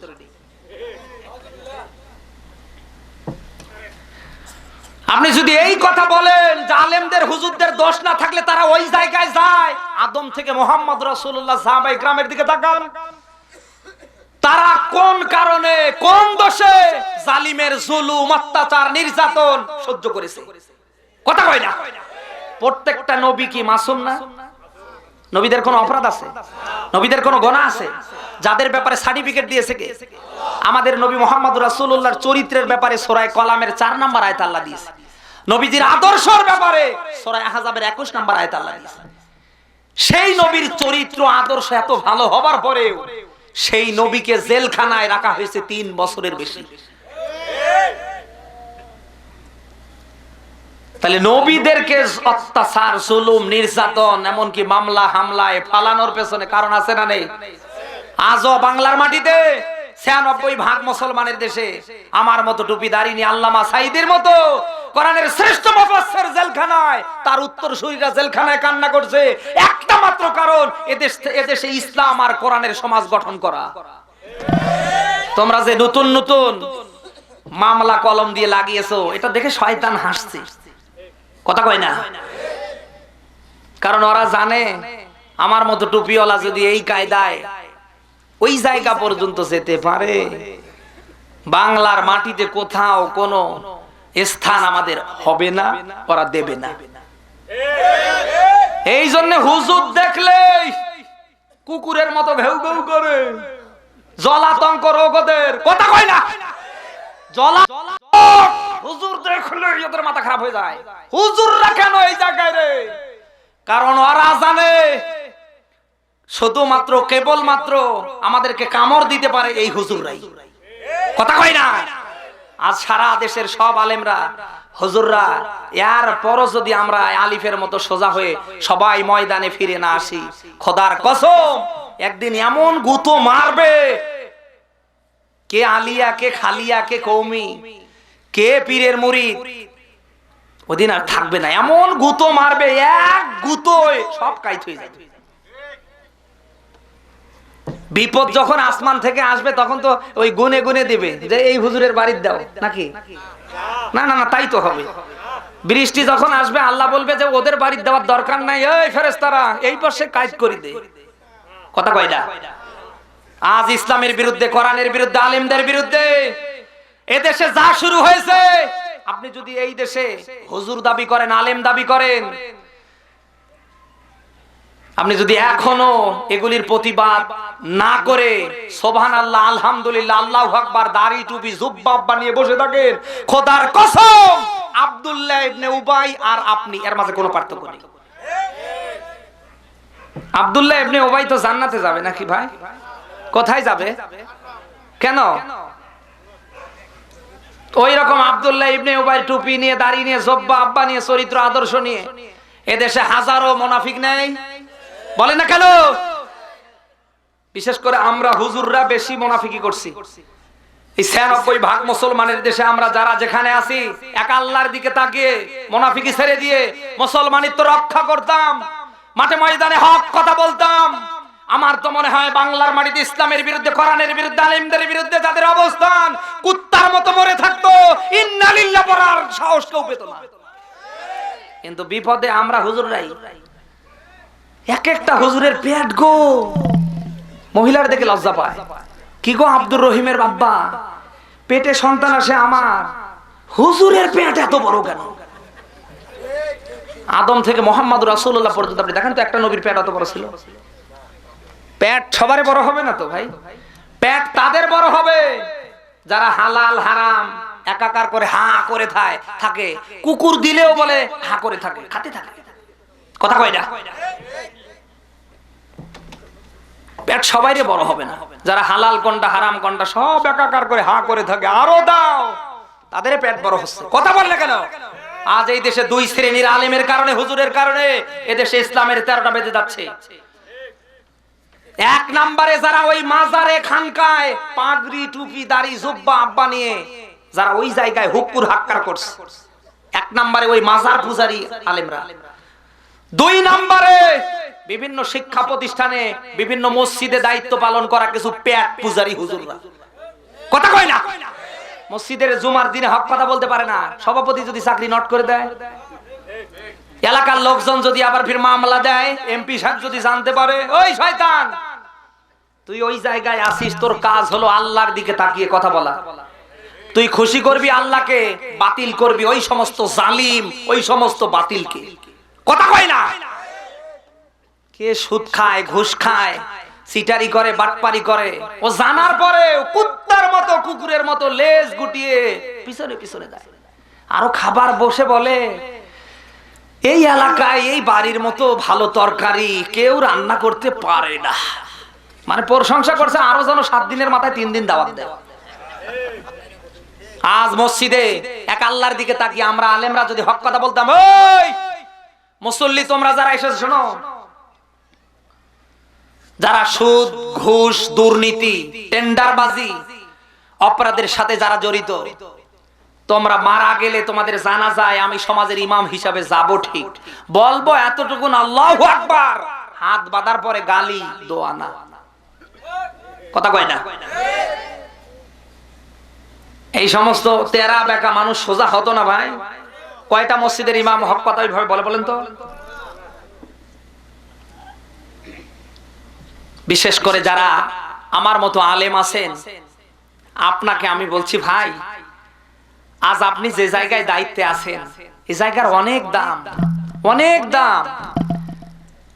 আপনার সাথে অনেক ভাই পড়াশোনা শেষ করে দাওরায়ে হাদিস সর্বাত্মক সার্টিফিকেট পেয়েছে, অনার্স মাস্টার্স ফাজিল কামিলের মতো বড় সম্মানজনক সার্টিফিকেট পেয়েছে। আপনি তাকিয়ে দেখেন, অনেকে ঘুরে ঘুরে বেড়াচ্ছে, অনেকে বাদাম বিক্রি করছে, অনেকে বাড়িতে কাজ করছে, অনেকে নামাজটা পর্যন্ত পড়ে না। আল্লাহ আপনাকে টান দিয়ে এসে একটা চেয়ারে বসিয়ে সম্মান দিয়েছে। যেই দেখে সালাম দিয়ে বলে হুজুর কেমন আছেন, অন্তত মানুষ চেষ্টা করে 10টা টাকা পকেট থেকে বের করে আপনাকে একটা পান খাওয়াতে পারে। কথা বললে কেন?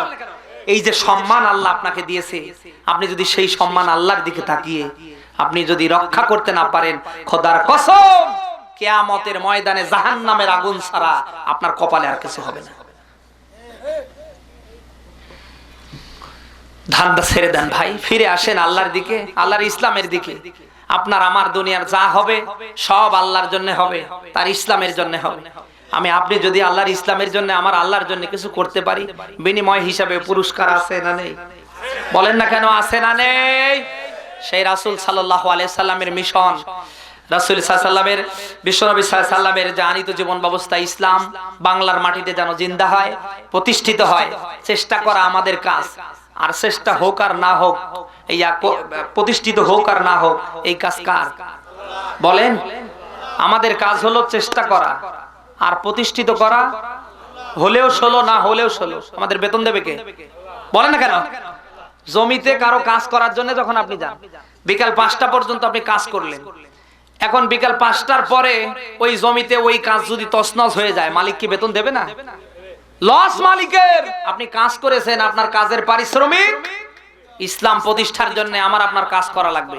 কাজ করার দায়িত্ব আমার আপনার, আর বেতনের মালিক কে? বলেন না কেন? দুঃখের সাথে বলতে হয় 96% মুসলমানের দেশে আমরা সেই ইসলামের পক্ষে আজ নেই বললেই চলে। আজ গোটা দুনিয়ায় তাকিয়ে দেখেন, বাতিলদের একটা টার্গেট, এদেশ থেকে ইসলামকে বিদায় করতে পারলেই ওরা একেবারে উপরে। কথা বলেন কেন ভাই? ইসলাম যেখানে, মুসলমান যেখানে, বাতিলদের টার্গেট গুলি ওই জায়গায়। গোটা দুনিয়ার সমস্ত বাতিলরা চেষ্টা করছে দেশ থেকে ইসলাম বিদায় করবে। আপনি বলেন তো ইসলাম বিদায় হবে? এই ইসলাম নামক লাইটের সুইচ আছে কার কাছে? এই যে লাইট জ্বলছে এর কোনো সুইচ নাই? বলে না কেন? এই আর সুইচ নেই, কে জ্বালায়? না না না, এই যে লাইট জ্বলছে এর সুইচ নেই। আপাতত আজকে যারা অপারেটরের কাজে আছে, এগুলো জ্বালানোর কাজে যারা আছে এদের দায়িত্ব সুইচ অন করে রেখেছে, সারা রাত যদি রাখে জ্বলতেই থাকবে, বন্ধ করলে এখনই বন্ধ হয়ে যাবে। তদ্রূপ ইসলাম একটা লাইটের নাম, এটা জ্বালিয়ে রেখেছে কে? যতদিন আল্লাহ বন্ধ না করবে পৃথিবীর সব বাতিলরা, সব মুনাফিকের গোষ্ঠীরা, কাফেররা এক হলেও তাদের ক্ষমতার দ্বারা, দাপটের দ্বারা, কথা বাণী বক্তব্যের দ্বারা ইসলাম নামক লাইট বন্ধ করা যাবে না, যাবে না, যাবে না। যারা ইসলামের বিরুদ্ধে, যারা ইসলাম নামক লাইট বন্ধ করার জন্য মেতেছিল, আমার আল্লাহ তাদের চিরতরে জীবনের লাইট বন্ধ করে দিয়েছে। যেমন ফেরাউন, নমরুদ, বাদশাহ আব্রাহা, মিস্টার আবু জাহেল, ইসলামের লাইট বন্ধ করার জন্য তারা কি চেষ্টা করেনি? কথা বললে কেন ভাই? ইসলামের লাইট বন্ধ হয়েছে, বরং ওদের জীবনের লাইট আল্লাহ এমন করে বন্ধ করে দিয়েছে কিয়ামত পর্যন্ত নমরুদ, ফেরাউন, আবু জাহেল এদের নাম শুনলে মানুষ ঘৃণা ভরে বদদুয়া করবে। ইতিহাস এখন লেখা হচ্ছে না। আজ যারা ইসলামকে উৎখাত করার পেছনে, আজ যারা সংসদ থেকে বিসমিল্লাহ, সংবিধান থেকে যারা বিসমিল্লাহ আউট করার পক্ষে, আলেমদের বিরুদ্ধে, এদের ইতিহাস এখন লেখা হবে না, তবে একদিন হবে। কথা বলেন কেন? আজ যারা মানুষের উপর অত্যাচার, জুলুম, নির্যাতন দিয়ে ক্ষমতার চেয়ারে বসেছে, আর উঠবো না। ইতিহাস এখন লেখা হচ্ছে না, কারণ যারা থাকে চেয়ারে তারা থাকে, কথা কয় না, আমি আছি এখন চেয়ারে, আমি আছি। তবে ওই চেয়ারের কথা বলছি না ভাই, আমি ওই চেয়ারের কথা মার খাবো না। যারাই থাকে চেয়ারে তারাই থাকে। এই গিয়ারে থাকার পরে আজ যা করছো ইতিহাস একদিন লেখা হবে। সেদিন এমন করে ইতিহাসের পাতায় তোমাদের কালার করা হবে, তামাম দুনিয়ার মানুষ কিয়ামতের আগ পর্যন্ত নমরুদের মতো, ফেরাউনের মতো মানুষ বদদুয়া করতে থাকবে। এখন তোমরা পাওয়ারে আছো, গিয়ারে আছো, এখন সামনাসামনি কিছু বলতে পারে না। আসসালামু আলাইকুম, 10 হাত নাই যেতে ঘুরে দেখে, কি রে কত দূর, শয়তান কোথাকার, সবাই মরে তুই মরিস না কেন রে? কথা কয় না। ইতিহাস এখন লেখা হচ্ছে না, একদিন লেখা হবে। মনে রাখেন, যারা মানুষের উপর অত্যাচার, জুলুম, নির্যাতন, মানুষকে কষ্ট, মানুষের হক নষ্ট করে আজ যারা যা করছো, আপনি মারা যাওয়ার পরে অন্তত আপনার অধীনস্থ লোকেরা যদি আল্লাহর কাছে দোয়া না করে, বদদোয়া করে, নিশ্চিন্ত আপনার ঠিকানা হবে জাহান্নাম। কথা বললে কেন? একটা মানুষ মারা যাওয়ার পরে, আপনি মারা গেলেন, আপনার এলাকা, আপনার পরিবার থেকে নিয়ে একেবারে পাড়া প্রতিবেশী আহালদের ভেতরে সবাই যদি বলে যে না লোকটা ভালো ছিল, আপনাদের এই সাক্ষ্যের দিকে তাকিয়ে মাফ করে দেয় কে? আর আপনি মারা গেলেন, সবাই বলল সিটারটা দূর হয়েছে রে, আর কিছু হোক না হোক, শালা শয়তান, জালিমের বাচ্চা জালিম আমাদের সমাজটা জ্বালিয়ে পুড়িয়ে শেষ করে দিয়েছে, আর কিছু হোক না হোক, একটা বিপদ দূর হয়েছে। এই দোয়া যদি করে, স্বয়ং কাবার ইমাম যদি এসে দোয়া করে, আচ্ছা ওটা বাদ দিলাম, ফেরেশতা জিবরাইলকে যদি আল্লাহ পাঠিয়ে দেয় যে দোয়া কর, কাজ হবে। কথা কয় না?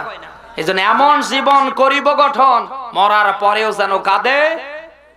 এই পারবেন তো? দেখি কারা পারেন। লিল্লাহে তাকবীর, আল কোরআনের আলো। আল্লাহ আমাদের প্রত্যেককে ইসলামের জন্য, দিনের জন্য কবুল করো। জোরে বলেন আমিন। আমি আপনাদের মাঝে কোরআনে কারীমের সূরা হাসর, কোন সূরা? বলেন বলেন বলেন। হাসর বলতে কিছু আছে? কথা কয় না। এই আখিরাত পরকাল বলতে কিছু আছে?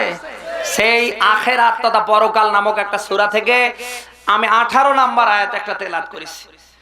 শব্দের দিকে খেয়াল করেন, আল্লাহ ডাক দিচ্ছেন, ইয়া আইয়ুহাল্লাযীনা আমানুত্তাকুল্লাহ, ওহে ঈমানের দাবি করছো যারা বিশ্বাসীরা, আমি আল্লাহ তোমাদের বলছি, আমি আল্লাহকে ভয় করো। কথা কার? ওয়াল তানজুর নাফসুম মা কদ্দামাত লিগাদ। আর ভেবে দেখো, চিন্তা করে দেখো, আগামীর জন্য কি করছো। আপনি কি বুঝলেন? আগামী দিন বলতে কি বোঝে? আগামী বলতে কি? মরার পরে, তথা আখিরাতের জন্য। কথা কি শুনতেছেন? আল্লাহ বলছেন, ওহে ঈমানের দাবি যারা করো, আমি আল্লাহ তোমাদের বলছি, আমি আল্লাহকে ভয় করো। আর ভেবে দেখো, চিন্তা করে দেখো, দুনিয়ার জন্য এত কিছু করছো, মরার পরে ওখান থেকে পরকাল তথা জাহান্নাম থেকে বাঁচার জন্য তুমি কি করছো? এই প্রশ্ন ঢুকিয়ে দিচ্ছে প্রত্যেক বানি আদমকে। কে? বলেন বলেন বলেন। আপনি বুকে হাত দিয়ে বলেন, আপনি আপনি আপনি আখিরাতের জন্য কি করছেন?